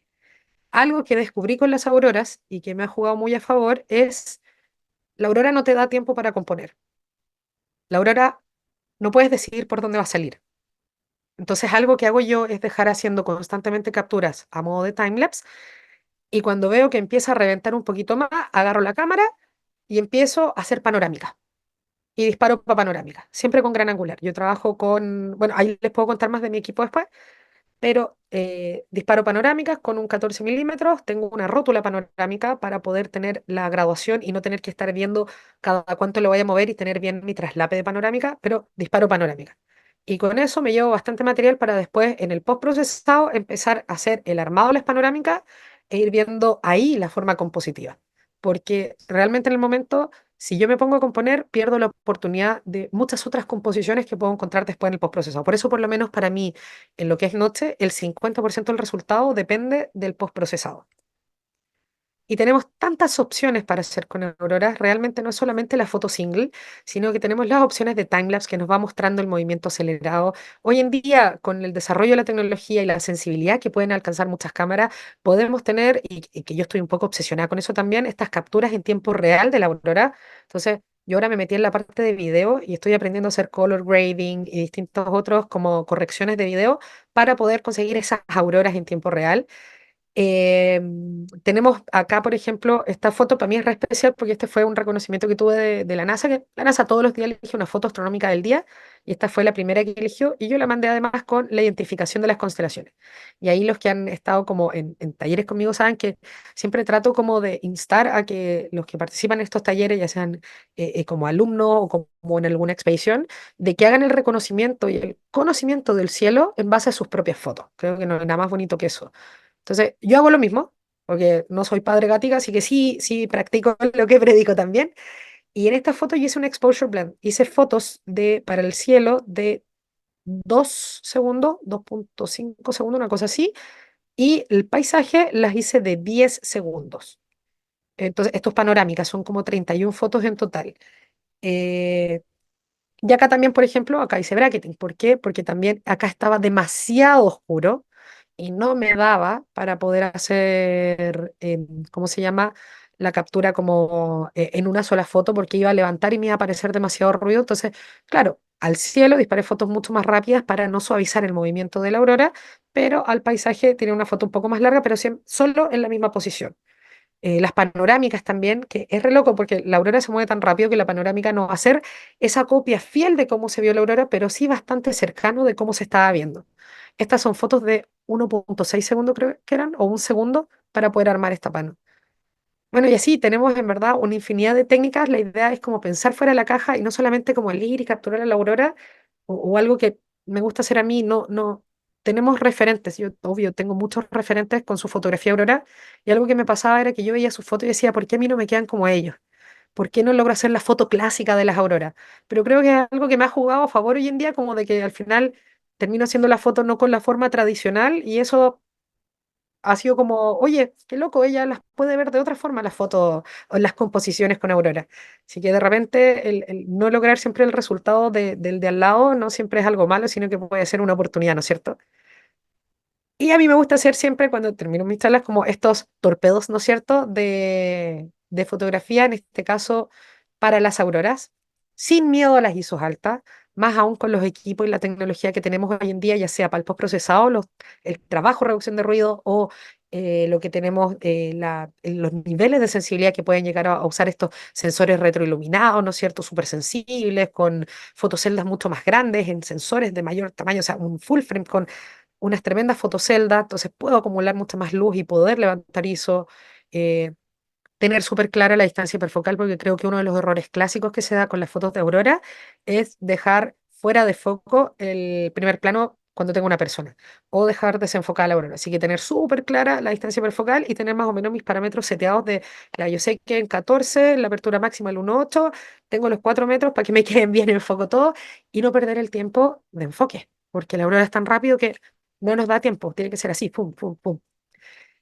Personalmente también creo que el balance de blanco yo no lo dejo al azar, no me gusta dejarlo en automático, más aún si estoy haciendo un timelapse, porque cualquier luz o cambio de luz, más aún con la aurora, que puede cambiar tan bruscamente, me va a dejar demasiada diferencia entre una foto y otra con los balances de blanco que puedo ir asignando.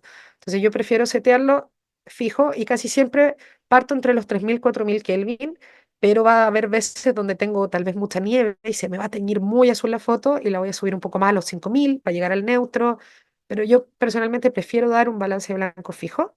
Y claro, en el postprocesado los RAW los puedo procesar, pero me pasa que de noche, muchas veces cuando el balance blanco automático me detectó un color demasiado distorsionado, por ejemplo, cuando quedan esas vías lácteas completamente rojas o verdes y después las empiezo a trabajar, ¿qué pasa? Que yo al subir ISO voy a bajar el rango dinámico, ¿no es cierto?, de mi archivo resultante y al bajar el rango dinámico después voy a tener como menos campo de juego para poder arreglar esa temperatura, o sea, ese balance de blanco en verdad.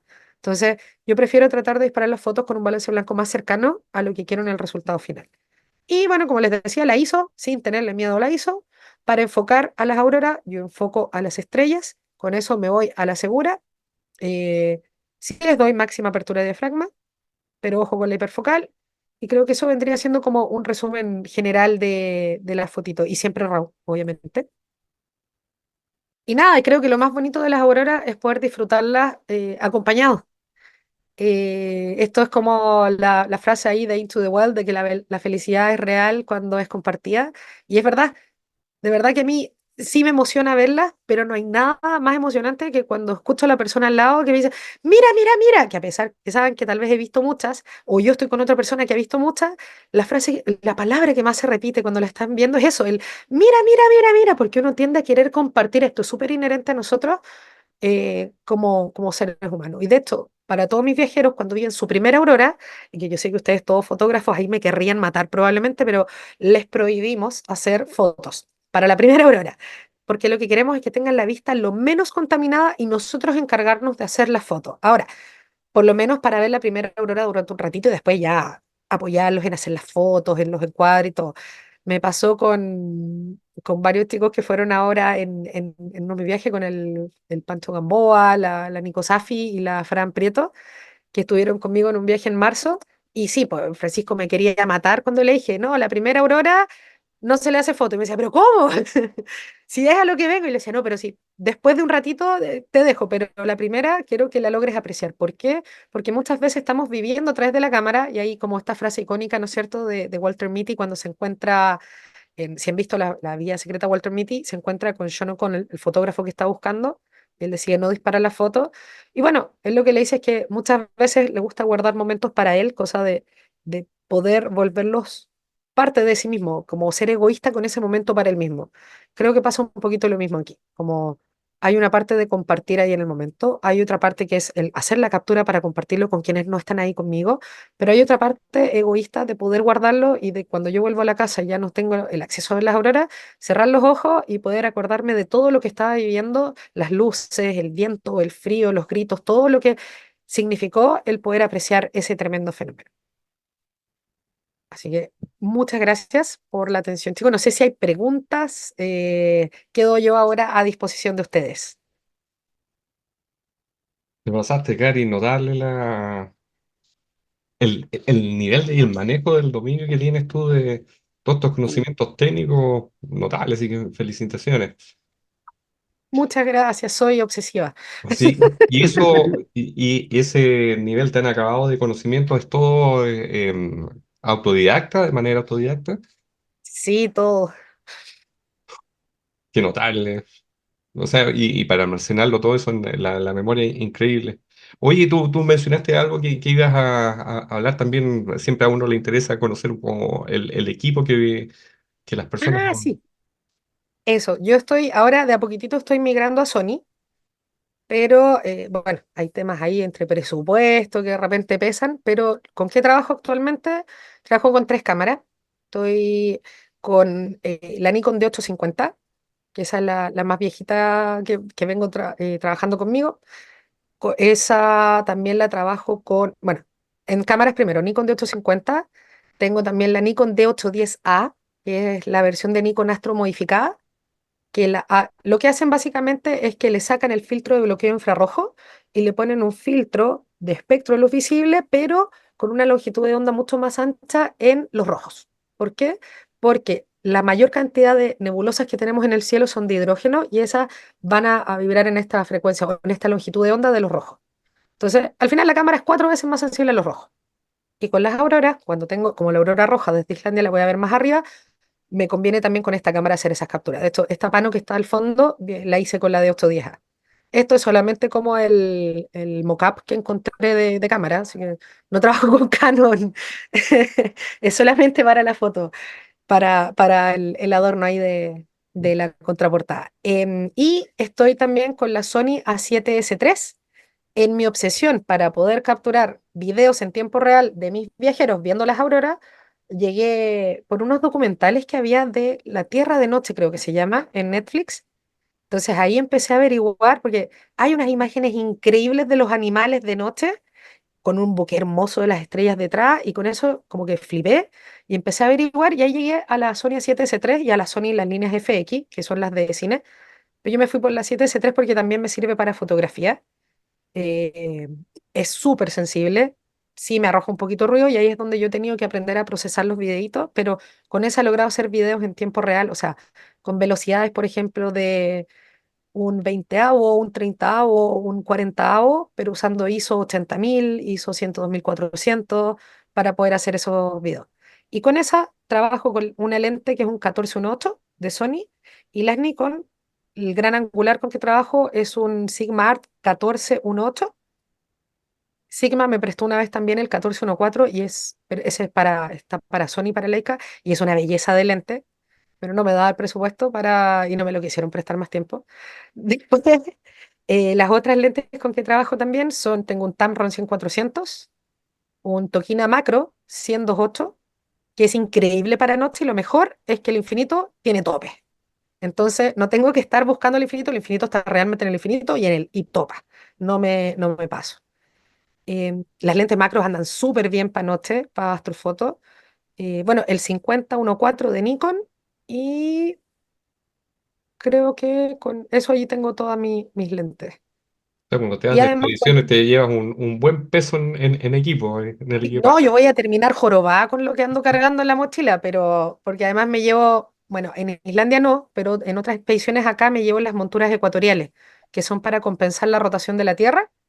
Entonces, y la montura que pesa, bueno, hay unas más livianitas, pero que pesa 1 kilo y con los kits de contrapeso 1 o 2 kilos también. Entonces, ahí todo va sumando. De hecho, yo pago siempre maleta de mano y la mochila que llevo repesada y trato de hacer como que no pesa en los aeropuertos para que no me la pesen. Y siempre voy con la mochila como con 15 kilos, 18 kilos y a eso sumarle los trípodes. Pero vale la pena, o sea, sarna con gusto no pica. Oye, y en estas fotografías, bueno, tú hablabas que tenías una Nikon modificada, pero ¿has ocupado otro tipo de filtros, por ejemplo, para este tipo de situaciones? No, ninguno. Ni filtro Perfecto. de disminución de contaminación lumínica, ni no. Porque no he podido hacer la prueba, solamente por eso. Pero de repente algún día, lo que sí de día, filtros ND no tengo mucho. De hecho, lo que he hecho es que la Nikon Ponte tú tiene una función de acumulación de luz y con esa estoy haciendo de repente las fotos de larga exposición para poder tener efecto SEA. Porque no tengo todo el aparataje. Ayúdame con los perritos. No tengo ¿cómo se llama esto? El para montar los filtros cuadrados. No tengo Ah, filtros cuadrados y no tengo para montarlo, entonces eso me queda para poder hacer de día, porque también hago fotos de día, no hago solo de noche. En los viajes, acá me ha tocado aprender mucho de lo que es fotografía de viaje, porque a nuestros viajeros les hacemos muchas fotos, les entregamos una galería de fotos, cosa de que ellos puedan hacer sus fotos, pero además los captamos haciendo fotos, y el fotógrafo nunca le hacen fotos. Así que ahí me ha tocado aprender harto también de fotografía de viaje, pero me falta todavía equipo para poder armarme. Pero con este equipo es con el que estoy dando ahora pelea. oye, ¿y a qué Sony le estás echando el ojo? La A7 IV. A la 7 4. Sí, es que la línea R es increíble, pero son demasiado pesadas las fotos. Entonces, para lo que yo estoy haciendo con día, o sea, si yo hiciera más fauna silvestre, creo que me iría feliz por alguna de la línea R, que está maravilloso, pero son demasiado pesados los archivos, pero esa resolución es una delicia. Pero la A7 IV siento que tiene súper buena relación entre la parte de sensibilidad y resolución. Además, ya tuve la oportunidad de probarla y me acuerdo, me llevó una señora a Oyagüe, no sé si han ido a Oyagüe alguna vez, una señora que ella es quechua y ella quiere potenciar el astroturismo en Oyagüe, como para pelearle un poco también a la instalación de las mineras. Entonces, y quiere potenciar el turismo en general allá y más aún turismo rural, quechua. Entonces, ella me pidió recomendación de cámara, la mandé por la A7 IV y ahí tuve la opción de poder probarla y sabes que es súper sensible a los rojos. Entonces, no es astromodificada, pero me servía muchísimo para la captura de los cielos. Entonces, ahí quedé enamorada de la 7 IV. Así que esa estoy viendo, o si no, alguna tal vez APS-C para el tema de fotografía viaje, porque más liviana, archivos más livianos también, y que tenga como una buena resolución como una resolución un poquito más amplia, aunque sea, o sea, más alta, a pesar de que sea APS-C, para poder tener esas fotos de mis viajeros un poquito más listas apenas las dispare. Pero eso. Oye, y en estas jornadas de tomas fotográficas en las noches, bueno, tú mencionas que más o menos, bueno, que claramente hay que tomar la foto en noche, no tiene que haber luz, como desde las 7 de la noche en adelante. ¿Y cuánto rato están tomando fotos ahí? Depende, por lo general, como igual al otro día nosotros no tenemos un itinerario fijo, porque Islandia tiene un clima tan complicado que hacemos un itinerario flexible. Nosotros lo que tenemos son establecidos hitos y tratamos de visitar la mayor cantidad de eso. Entonces, en base a eso, nosotros también nos vamos cambiando de hoteles para poder ir avanzando y pasamos por 4 o 5 hoteles en distintos lugares de Islandia, porque no queremos que los tiempos de traslado sean mayor a 2 horas. Mm. Ojalá máximo 2 horas. Oye, no es la idea estar más tiempo arriba de la van que recorriendo. Entonces, en base a lo mismo, nosotros tratamos de sí o sí salir todos los días a ver 1 o 2 o hasta 3 hitos y en las noches la idea es aprovechar eso. Ahora, si hubiese una situación excepcional donde estamos con unas auroras alucinantes que es toda la noche, nada que hacer y se cambia un poquito el itinerario para levantarse un poco más tarde al otro día, que no vayan molidos obviamente al otro día, porque nada peor que con el frío que hace allá, levantarte con sueño trazado. eh, no, Así que ahí puede ser flexible, pero tratamos de que no sea toda la noche. Ya eso también te lo da un poquito la experiencia, como que sabemos cuándo ya como que la aurora está parando, o también llevamos a la gente a dormir y todos nuestros hoteles están pensados en estar alejados de las ciudades y de los centros de contaminación lumínica, cosa de que también la aurora nos puede cazar en el hotel. Y en todos los hoteles tenemos pensados que tengan vista fotográfica, o sea, mirando al glaciar, mirando a las montañas, cosa de que si nos devolvemos al hotel y las auroras empiezan de nuevo a aparecer, podemos despertar, y te lo digo, yo he entrado gritándole a la gente y golpeándole la puerta, así, Aurora, Aurora, a las 3 de la mañana. Pero, y algunos, casi siempre se levantan todos, pero a veces no, hay algunos que prefieren seguir durmiendo y al otro día se lamentan. Así que es relativo el tema, pero por lo Mm. general tratamos de que no sea toda la noche ahí como en un lugar a la intemperie porque te la va ganando el frío. Sí, ¿y Estar de tan qué temperatura estático estamos hablando esperando. ahí, por ejemplo? ¿Cómo? ¿De qué temperatura estamos hablando? Va a depender de la época, pero hemos estado, por ejemplo, creo que lo más frío que estuvimos era, es súper importante ver la sensación térmica. Estábamos más o menos como con -8, -10, pero con una sensación térmica de -18. Mm, Pero Islandia no es tan frío, no es tan no, terrible. La Laponia, por ejemplo, la Laponia sueca, en enero de este año llegaron -43 temperaturas. Entonces ya ahí, y ahí ya necesitas otro tipo de ropa de abrigo. De hecho, en esa otra expedición incluimos la ropa como de expedición al Ártico, porque ya es que esas te aguantan hasta -70, qué sé yo. Porque ya o sea, -43 grados y la sensación térmica no me quiero ni imaginar cuánto era. Pero en Islandia no llegamos a tanto y la idea es, claro, vamos a estos lugares para poder cazar los hitos con las fotos dentro de lo posible. em, y llevamos bebidas calientes, las van están calentitas, entonces esperar adentro de la van y después apenas empiecen a reventar, bajarse, a menos que haya que hacer algún sendero, tratamos de que todos los senderos sean más o menos cortitos, por el tema del peso de los equipos. O sea, tratar de no caminar más de 10 minutos, ojalá, porque de noche con el frío, el peso del equipo y ahí esperando, alguien ojalá que se pueda devolver. Ahí tenemos como todo eso medio. Entonces, es súper relativo. Ahora, cuando ando yo por las mías, sola o con alguien que solamente va a ver aurora, me quedo toda la noche ahí nomás, cagándome de frío, pero y con calentadores de mano, de pie. Pero sí, yo estaba con amigdalitis, he estado ahí aguantando, pero es esa obsesión de esperar que pase otra cosa. ¿No? Y con ese frío, me imagino que andas con una cantidad importante de baterías de repuesto. Todas guardadas acá nomás, por acá cerquita del corazón, bien calentita todo. Pero sí, sabes que con la Sony ando con dos baterías y con eso he andado súper bien, súper bien. Y la Nikon, las Nikon, esas sí ando con un, dos, tres, cuatro, cinco baterías, pero tengo dos que son de mayor amperaje. Entonces esas Mm. como que me dan un poquito más. Que esas las tengo como especialmente por el tema del frío allá. Ni me ¿y imagino que cómo también ocupas consiguen esta... Perdón, dale nomás. No, y yo pensaba que las Nikon tenían la full frame un amperaje básico igual para todas las baterías. ¿Cómo es eso de mayor amperaje? ¿O son unas especiales? ¿Qué onda? Sí, son unas especiales, son las a ver, déjame buscarla, vengo al tiro. Pero es como Hay tres no sé, tipos, A, B y C. sí, son las C y es un poquito más, pero ese poquito más a veces suma. Ah, Y el ingeniero electrónico te puede decir, "Pa, es que no son amperes, son miliamperoras. mil Entonces, como la amperes, relación perdón. es la relación entre el amperaje con el tiempo. Es capacidad en el fondo, pero Sí, le sí, sí, entregan no, el sí, mismo Gracias. voltaje, el mismo corriente. A ver, mi pregunta es como ultra práctica. Eh, ¿Cómo hago para comprarla? ¿Cómo la consigo si no tengo el nombre específico? Si cuando uno busca por baterías te sale en general las estándar. Lo que se propaganda en todos lados es la estándar. Entonces, ¿cómo tener el dato de cómo conseguir una de mayor amperaje? Esta es la Enel 15C. La Ya, normal es la Enel 15. A ver, no sé si se alcanza. ah, Esta es la está, normal y en miliamper ya, llega a los 1900. Pero la 15C, esta de acá, llega a 2280. ya. Y en Sony también hay unas, de hecho, alternativas. Me contaba el chico que es mi operador mi operador turístico en Suecia.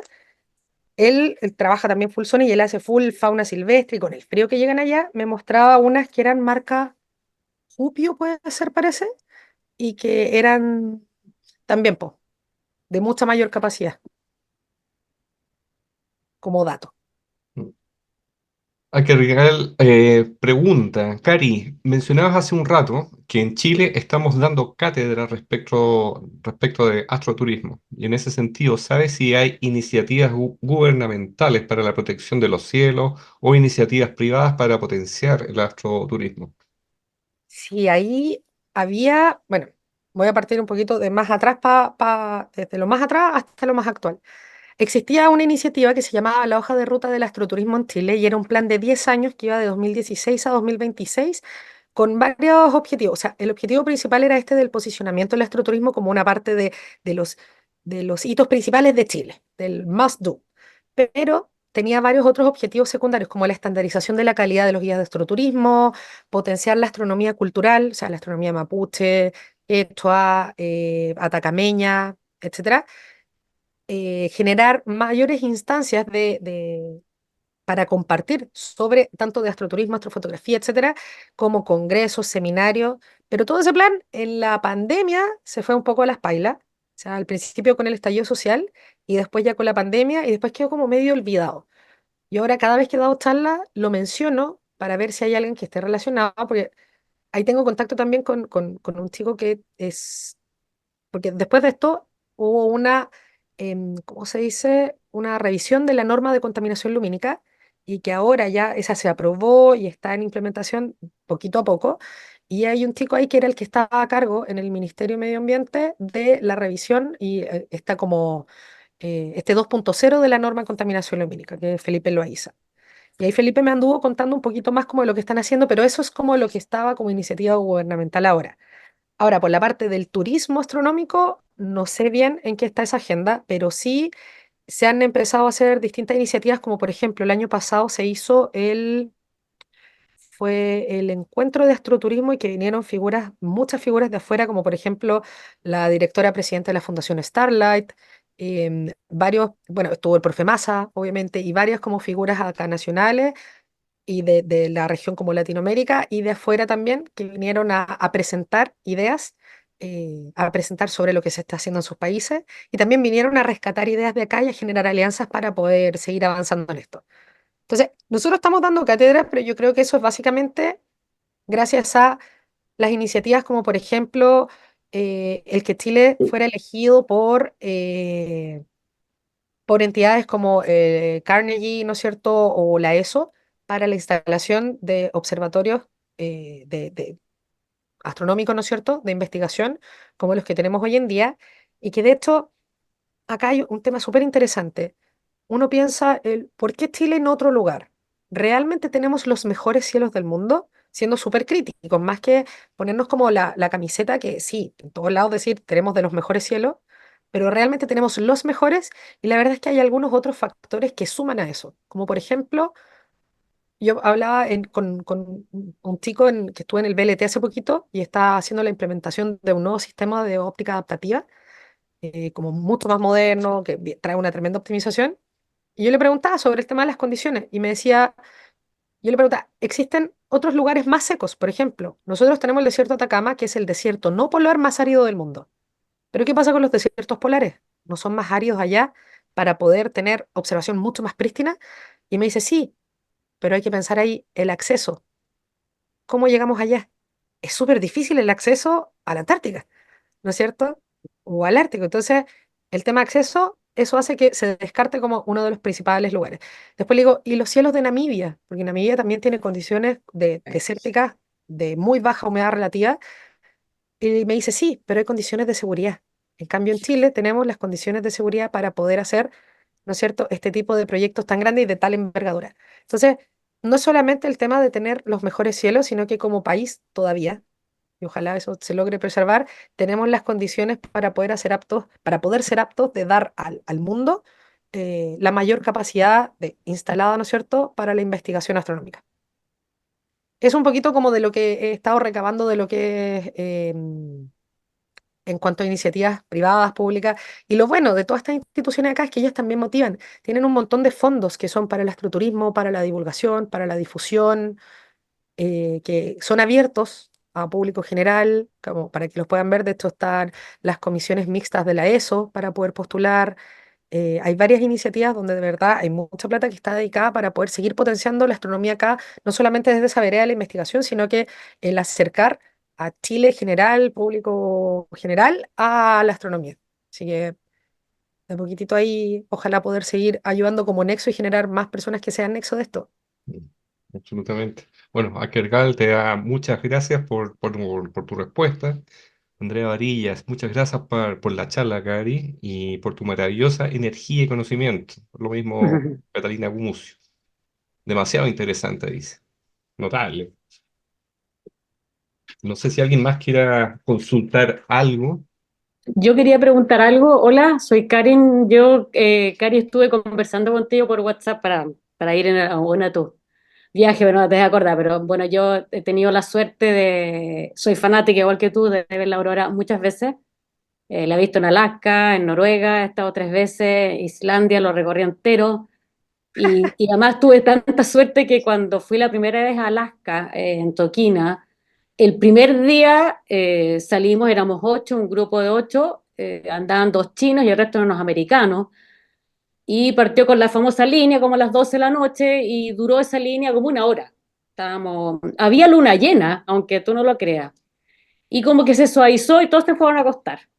Y yo andaba con un amigo, un chileno y una gringa, nos quedamos, pero nos quedamos porque nos quedamos conversando, ¿no? No fue, y de repente reventó con todo así, y realmente yo puedo decir, no es una estafa porque yo lo vi con todos los colores, la corona, todo lo que tú dijiste, todo eso lo vi, tengo una foto con muy poca experiencia, tenía acá en ese momento andaba con un gran angular, 1.8 muy bueno, y sabes lo que pasa también de que hay un minuto en que ya tú lo ves por todo el cielo que uno dice, no, esto hay que grabarlo en esta RAM y nada más, porque la verdad que te volvís loco, porque yo de verdad lo veía en el cielo por todos lados, por arriba, por el costado, y tú dices, no, yo me puse a llorar, es que es súper impresionante, de verdad que uno cree que el mundo se va a acabar, porque es muy impresionante lo que uno ve, y ya no saqué más fotos, logré sacar muchas fotos muy bonitas, las revelé después y fabuloso. Y después estaba, como te digo, fui a recorrer Islandia, me tocó igual un par de veces, bien bonito, recorrí harto, y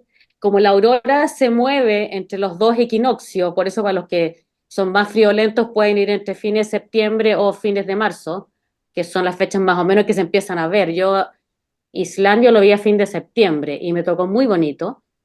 Y Alaska fue a fin de noviembre, pero por ejemplo yo ahora vengo llegando, o sea, no vengo llegando, sino que estuve en noviembre del año pasado en la Laponia, en Finlandia, Cari, en Rovaniemi, y te digo, fue horrible porque en las noches eran menos 22 grados. Yo soy súper tolerante al frío y te digo, de verdad no pude, o sea, no, ya era un minuto en que no podía sacar las manos, los pies, anda, estoy súper bien equipada con ropa para frío, pero es imposible, ¿sabes? Que se te congelan las pestañas, se te congela, si tú lagrimeas se te congela, de verdad que es súper duro.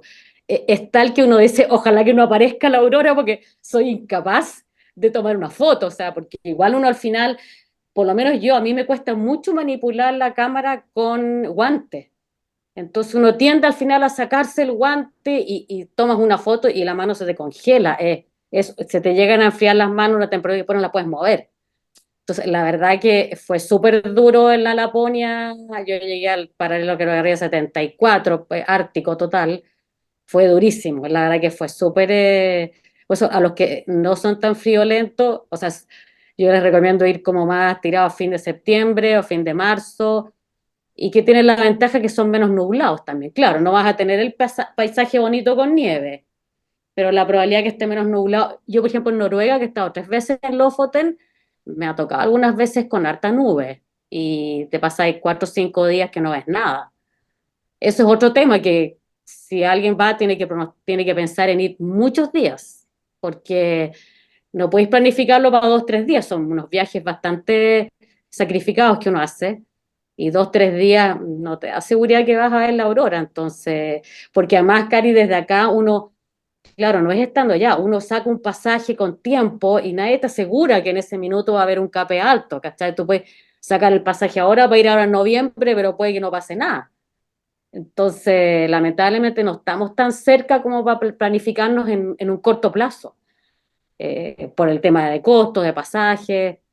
Uno lo planifica con mucho tiempo. Entonces, no es para nosotros que estamos en el hemisferio sur, no es fácil, encuentro yo, planificar ir a ver la aurora. Y hay que tener harta suerte nomás. Y como Sí. yo digo, hay que quedarse varios días nomás, porque es la única manera de asegurarse que... Pero es una maravilla. Yo de verdad, a todos los que puedan, es sacrificado y todo, pero yo se los recomiendo. Pero para mí no hay nada más increíble en este planeta que la aurora boreal. Sinceramente, es que está, si uno la logra ver bien, es que es algo realmente increíble. Uno no se lo imagina en realidad.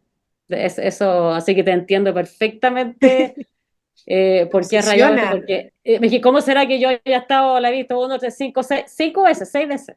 Y si tú, oye, y me falta White Horse de Canadá, así que si vas en marzo yo me sumo, porque lo tenía pendiente eso. Y parece que uno de los puntos más difíciles de llegar, no es fácil llegar Y ahí, de hecho, a el plan Canadá. que estoy viendo, como es con Air Canada, sería con pasaje y todo. Ya, buenísimo. Así que ahí Sí, se vienen bonito, noticias, pero pronto. bonito. No, Pero una mira, maravilla, acá sí. está el tema de la cacería de la aurora por óvalo, hay como de varios de los temitas que nombráis también para acotar más cositas sobre eso. La foto esta de portada que tengo es con un KP3. Yo creo que yo en Alaska he tenido KP5. Oye, una consulta de hecho que te iba a hacer. Ujú. eh, Cuando se ve la corona, por ejemplo, si yo estoy viendo, supongamos, no sé, pues estoy en Islandia, si yo estoy viendo una corona, ¿es la misma que se ve, supongamos que se viera en Canadá? ¿Es la misma o es otra? ¿O se forma una sola? Es que depende. No, no es la misma, porque también va a depender en Canadá, cuando en Islandia es noche, en Canadá no es noche todavía. Ya, pero supongamos en Noruega, en Lofoten, Ahí hay algunas que ha coincidido que sí puede ser la misma. o Me ha sea, ¿se pueden tocado, producir varias coronas en una noche en distintas partes? sí, se pueden Ah, producir. ok, Se ya, pueden ese era producir. mi... Ya. Pero tenemos el tema de la oscuridad por la misma rotación que va de a poquitito tomando como Islandia como está un poquito más al sur. Entonces, en época de noches polares, en la Laponia o Noruega, Suecia, vamos a tener la noche tal vez desde mucho antes que en Islandia. Ya, Pues sí, Islandia está un poquito más al sur, Islandia está entre los 63,5 y los sesenta y seis punto sí, tres grados más o menos latitud. sí, La gracia de Islandia es que si yo tengo auroras en el norte de Islandia, tengo también en el sur y esas sí son las mismas, ya, ya. porque estamos en Ahora, el mismo meridiano. La verdad que es bien sacrificado en general, porque la mayoría, por lo menos yo que las he visto tarde, son después de las 12 de la noche. Una, dos, tres, y efectivamente a veces uno se llega hasta acostar y andáis con, yo he estado parece con mis hijos, y ya, oye, el que ve algo tiene que despertar a los otros, o sea, es una distorsión de los horarios más o menos, porque es nocturno, o sea, pero es que Eh, es parte del cuento, ¿no? No hay nada que hacer. Es es así, es bien sacrificado y hay que abrigarse como que fuiste a la guerra porque las tres capas de ropa, de parca, de bufanda, sé que vas en pleno invierno obviamente, el triple guante, la triple bota, más agarrar el equipo, pescar un auto, lo que sea, no, es sacrificado, es sacrificado. pero, Y me pero lo pasa, vale, lo vale. me seteo la cabeza y digo, no sé si voy a tener otra aurora así. Entonces, estando con amigdalitis y todo, me Sí. seteo la cabeza y digo, es ahora o tal vez nunca más voy a volver a tener esta. Así que ya, vamos a abrigarse bien nomás, hacerse el Sí, ánimo y por sí. último capturar lo que se alcance, el ratito que se alcance a aguantar. Así Cari, es. Andrea Flint te pregunta, o dice inicialmente, gracias por la tremenda exposición. Me considero analfabeta en este tema, pero tu pasión contagia para aprender, así que te da también las gracias. Sol, gracias Cari, se reconoce el amorcito que le pones a cada foto. Muy agradecida también de cómo impregnas tus conocimientos en cada una de tus conversaciones. Y tenemos también de Catalina Gumucio, que muchas gracias, demasiado interesante, y pregunta, ¿cómo se puede aprovechar la próxima tormenta solar? ¿Cuándo se espera que sea? Y si se podrá ver en Chile otra vez. Algo habías mencionado eso. Sí, porque de hecho me pasó que por Instagram alguien me comentó el 10 de mayo, apenas pasó esto de que empezó esta tormenta geomagnética por esa llamarada tan grande, Y una chica me dijo, me compré un pasaje para ir a Punta Arenas a verlas porque es mi sueño y las quiero ver mañana. Y le dije, no, mañana no se van a ver. Es lo más probable que no se vean. No, no te lo puedo asegurar, pero lo más probable es que no sea. Es hoy día. Y mucha gente me dijo, no, voy a esperar a mañana mejor para ir a tratar de ver algo. Les decía, no, es hoy día. Y Karin me debe entender ahí, la aurora es ahora, no es, la aurora no te espera. Es el Entonces, instante. es el instante. Ahora, tenemos probabilidades y para eso tenemos que estar súper atentos a la actividad solar. Eh, por ejemplo, lo que les decía, yo tengo este canal de Instagram donde voy tratando de mandar esa información y mandé sobre esta llamarada gigante y el grupo de manchas que la provocó ahora está dando la vuelta, ¿no es cierto?, por el tema de la rotación del Sol y en la próxima semana deberíamos tenerlo nuevamente frente a nosotros.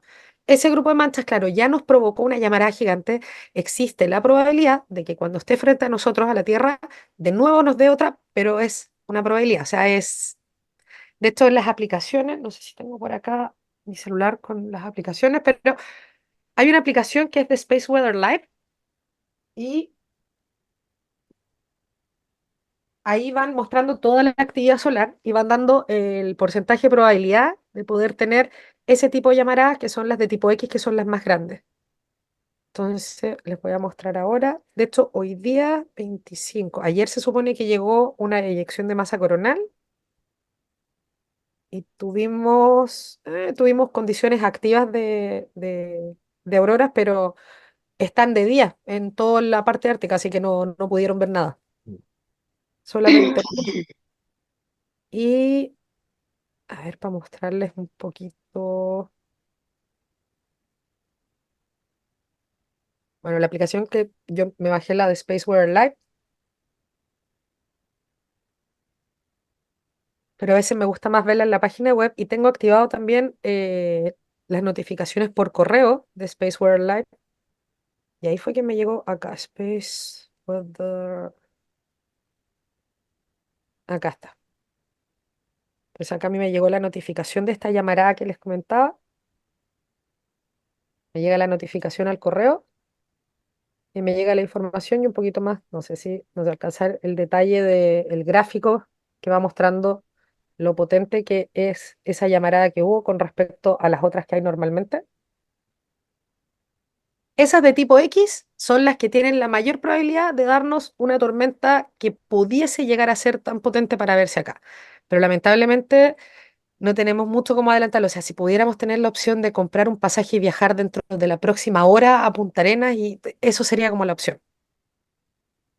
Pero es muy, muy, muy, muy, muy difícil el poder planificarlo con tanta anticipación. Ahora, lo que sí recomiendo, lugar donde estén, tratar de buscar un lugar con apertura al sur para ver si se llega a ver la parte más alta de la aurora, pero tiene que ser sí o sí desde un CAP, o sea, un CAP nuevo, una tormenta G5.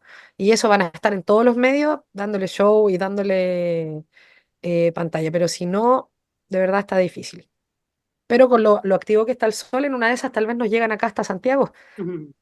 Oye, y sobre lo otro que decía Karin de los equinoccios, resulta que para la época de los equinoccios la Tierra está en una posición más favorable para la entrada del viento solar y por eso es que ahí tenemos el efecto, se llama el efecto Russell-McPherron o efecto equinoccial. Entonces, existe una mayor frecuencia en los meses de los equinoccios, que son marzo y septiembre, de tormentas geomagnéticas. Pero igualmente, en otros meses hemos tenido tormentas geomagnéticas potentes. O sea, yo he tenido tormentas geomagnéticas en febrero, en noviembre, diciembre, pero en febrero y marzo las he tenido sí o sí. Mm. Entonces, está ese efecto equinoccial que hace que se vean un poquito más, y claro, no hace tanto frío. Creo que septiembre es menos frío que marzo. Marzo es Sí. frío. Y marzo es como un mes, en Islandia le dicen como el mes como medio tricky, como medio engañador, es como un mes bipolar. Puede ser extremadamente frío con temperaturas de -20 y todo congelado, y también puede llegar a los 8 grados, que ya es mucho calor, pero la lata de eso es que empieza a llover, llueve muchísimo, Mm. es como una por otra. Pero lo que les decía, también está la cacería de aurora por óvalo. Si el óvalo lo veo muy grueso, el óvalo auroral, y no tengo un cape alto, también voy a poder ver auroras como la que tengo acá en la portada, que esa es en Kirjufell, que es en la península de Snafflesnes en Islandia, y fue con un cape 3. Pero fue esperar también, ahí estuvimos yo creo que unas 4 horas, más o Mm. menos. Estuvimos más o menos unas 4 horas ahí y no estaba tan frío. Yo creo que estábamos como con unos -3, una cosa así. Estábamos en medio de la nieve, pero era aguantable. Hoy acá La Paz levantó la mano. Sí, Paz dice ahí, gracias Cari por todo ese conocimiento y belleza que tan generosamente entregas. El amor por lo que haces está en cada una de tus palabras, un orgullo tenerte, sin duda. Fiorella Mares dice, gracias Cari, una trome seca, como siempre, y siempre contagiando ese amor por lo que haces. Espero poder ir próximamente contigo a ver las auroras. Un fuerte abrazo. Lindo, muchas gracias por sus comentarios, por sus palabras. Y La Paz acá tiene la mano levantada. Se me quedó levantada, no sé sacarla. Es que no sé sacarla. Oye, Cari, qué ganas de ver tus fotos de las auroras. Yo sueño con ir a Alaska también. Sí, sí, la de Alaska, la verdad que fue una suerte porque además era el primer día, entonces es gratificante cuando tú vas a ver aurora. Yo iba a estar 5 noches allá y uno siempre, lo único que quiere es volver eh, habiendo visto las auroras, o sea, es triste ir y no ver nada.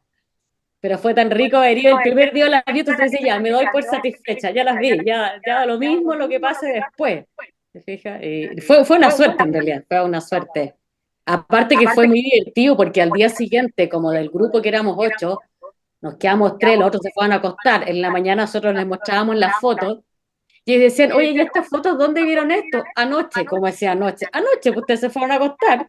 Y esto era empezado, ponte tú a las 1:30 de la mañana hasta como las 3:30, fueron como 2 horas afuera. Y no hacía tanto frío. Se querían cortar las venas, te juro, fue así como que no lo podían creer. Eran unos chinos, me acuerdo. Decían, no, no puede ser, decían, no puede ser. Ustedes están todos, ¿y por qué no nos avisaron? Pero es que nosotros era lejos, habíamos caminado un buen poco. No, entonces no era así como ir a llamarlos, oye, vengan para acá. Y eran pueblitos chiquititos, súper despoblados, ¿no? No había cómo comunicarse, no, ni una posibilidad. Así No, que hay que hay que aprovechar el momento sacrificarse. usted. Sí, exacto, además. La No, recompensa ahí por la fue espera. bonito. Mm. Oye, Cari, voy a aprovechar una pregunta de La Paz que dice si se viene algún taller de astro antes de que te vayas de nuevo y me imagino que también acerca de tus viajes y eventuales talleres de astrofotografía los tienes anunciados en tu página. Sí, tengo uno ahora en la Araucanía, que es en Malalcahuello, que es organizado en conjunto con un lodge muy bonito que hay allá, que está muy cerquita ahí del centro esquí, y ese es para finales de agosto. Además, en San Pedro de Atacama, el día, les digo al tiro, es el 8 y 9 de agosto, va a haber workshop. Son dos workshops separados que van a abrir 2 fechas. Ahí también estoy con una chica que ya es gestora y productora. Y el 10 de agosto hay una Star Party, también allá en San Pedro. Esto es todo agosto. Después, septiembre, no tengo nada todavía, pero con Osvaldo Castillo estábamos viendo hacer acá en Santiago, pero entre que nos había fallado un poquito el clima y ahora nos falló un poquito la salud, porque íbamos a abrir uno para este sábado, lo íbamos a anunciar la semana pasada, pero ahí estuvimos con algunos problemillas de salud y eso nos atrasó un poquito. Así que, pero yo creo probablemente abramos algo ahora en Santiago, aprovechar la nieve en Farillones para poder hacer algo por allá. Y de hecho, ahí como también spoiler, estoy viendo hacer algo con un cosplayer para poder llevar a las fotos y hacer un cosplay del Mandalorian. Entonces, haciendo como una planificación para poder hacerlo con Luna o con alguna parte del cielo detrás y hacerlo con el Mandalorian que sale con Grogu. Ahí estamos viendo cómo hacer cositas entretenidas también entre las planificaciones que hace el Osvaldo, aprovechar ahí esos ángulos con teleobjetivo y de noche. Estupendo. Mira, Jorge Campos dice, un lujo de invitada. Muchas gracias por compartir generosamente toda tu experiencia. Mucho éxito con tu nominación a Astrofotografía del año. Astrofotógrafa del año. Y vamos a esperar ahí el 12 de septiembre, salen los resultados. Ahí estaremos pendientes, pues. Leonora Fernández dice, ¿hay que tener conocimientos previos de astronomía para poder participar en esos talleres? No, no, nada, porque de hecho yo soy como la que es bien insistente en ese sentido de hacer como una explicación con respecto al cielo, por eso también lo hacemos conjunto con el Osvaldo para poder complementarnos tanto en el apoyo de lo que es el uso del equipo en, en la aplicación de varias técnicas, no sé, porque de repente hay gente que está desde cero, me ha tocado gente que llega con la cámara casi en la caja, gente que ya tiene conocimiento avanzado y van con una montura ecuatorial y hay que ponerla en estación. Entonces la idea es como ir a todos apoyándolos, pero a todos por igual yo les hago siempre la orientación en el cielo, dependiendo del cielo que nos toque. Entonces la orientación encontrar los puntos cardinales, las principales constelaciones, cómo se va a mover el cielo, cuáles son los objetos más interesantes y más fotogénicos también durante la noche, qué otros objetos se van a venir, el cómo poder orientarse sin una aplicación en el cielo, el ir viéndolo. O también sacarle un poquito el protagonismo siempre al centro galáctico y ver que tenemos otros objetos interesantes como las nubes Magallanes o algunos cúmulos estelares o algunos otros partecitas de los brazos de la Vía Láctea. La idea es eso, como el entregar esos conocimientos del cielo y empezar a enamorar ahí con el cielo a través de la fotografía. Ah, Doc dice, guau, qué entretenido eso. Y Leonora Fernández dice, ¿puedes mostrar la montura ecuatorial? No la conozco. la busco al tiro.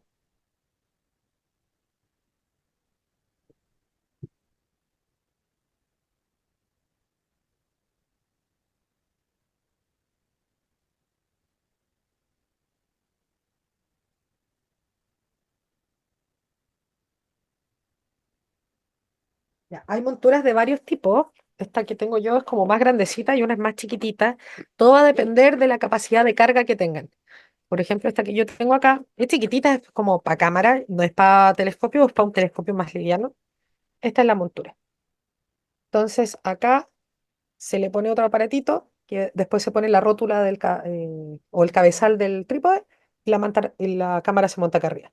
También se le puede poner un contrapeso, que va a ser una barra alargada con unos pesos como de los de gimnasio, para que pueda hacer correcto seguimiento. Pero esta es una montura, esta aguanta, no sé si son 4 o 5 kilos, pero en astrofotografía se recomienda que yo la cargue con el 70% de la capacidad máxima de carga para que haga un correcto seguimiento. Los contrapesos yo se los pongo para poder aumentar esa capacidad de carga. Entonces, por ejemplo, si mi setup pesa 3 kilos y esta me aguanta 5 kilos, estoy bien. O si yo le voy a montar un setup con un teleobjetivo muy largo, si me conviene ponerle el brazo, la barra, para poder hacer un correcto seguimiento, poder balancearlo mejor.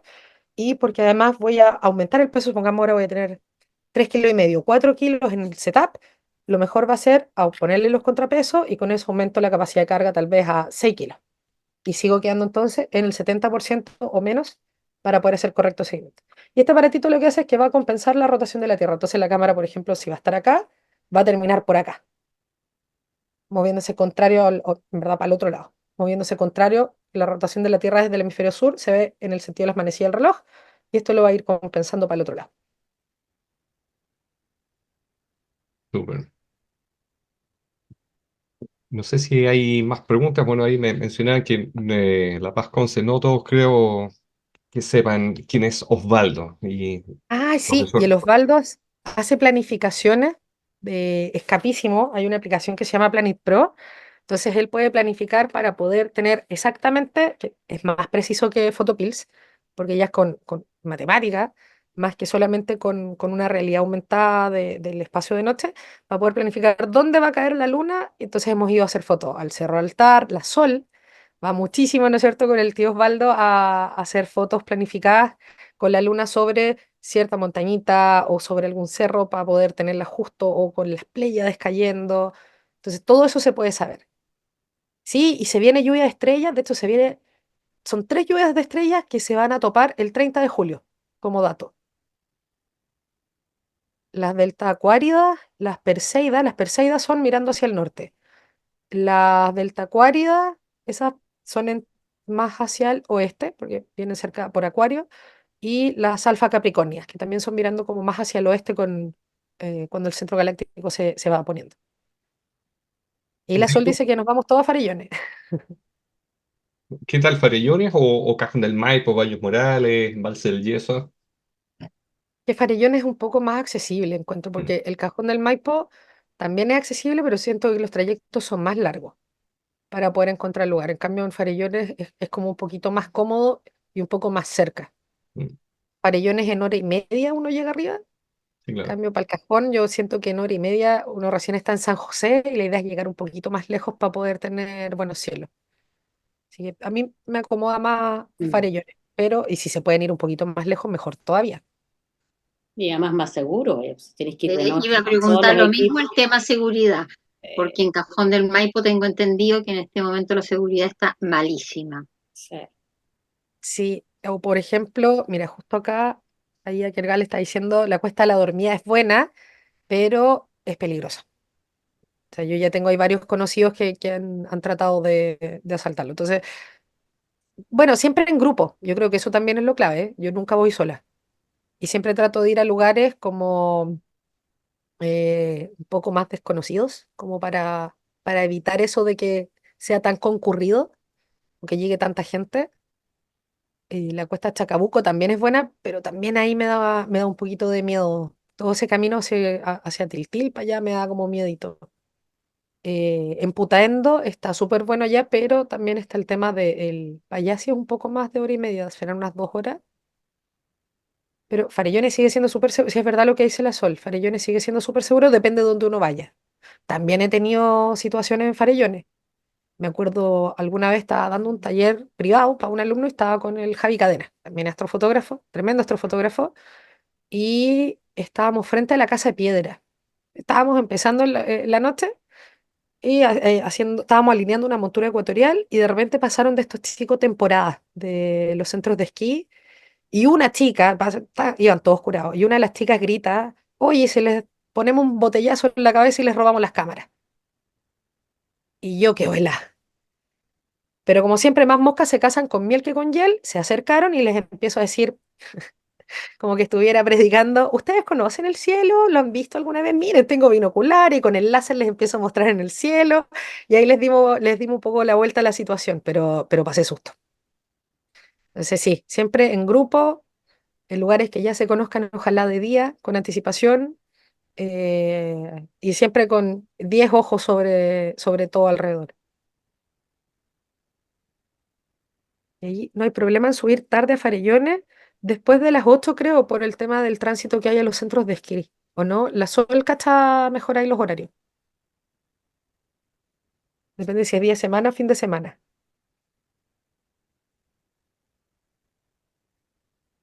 Mm, en fin. Bien, ¿alguna otra pregunta para compartir con la Cari? Ya.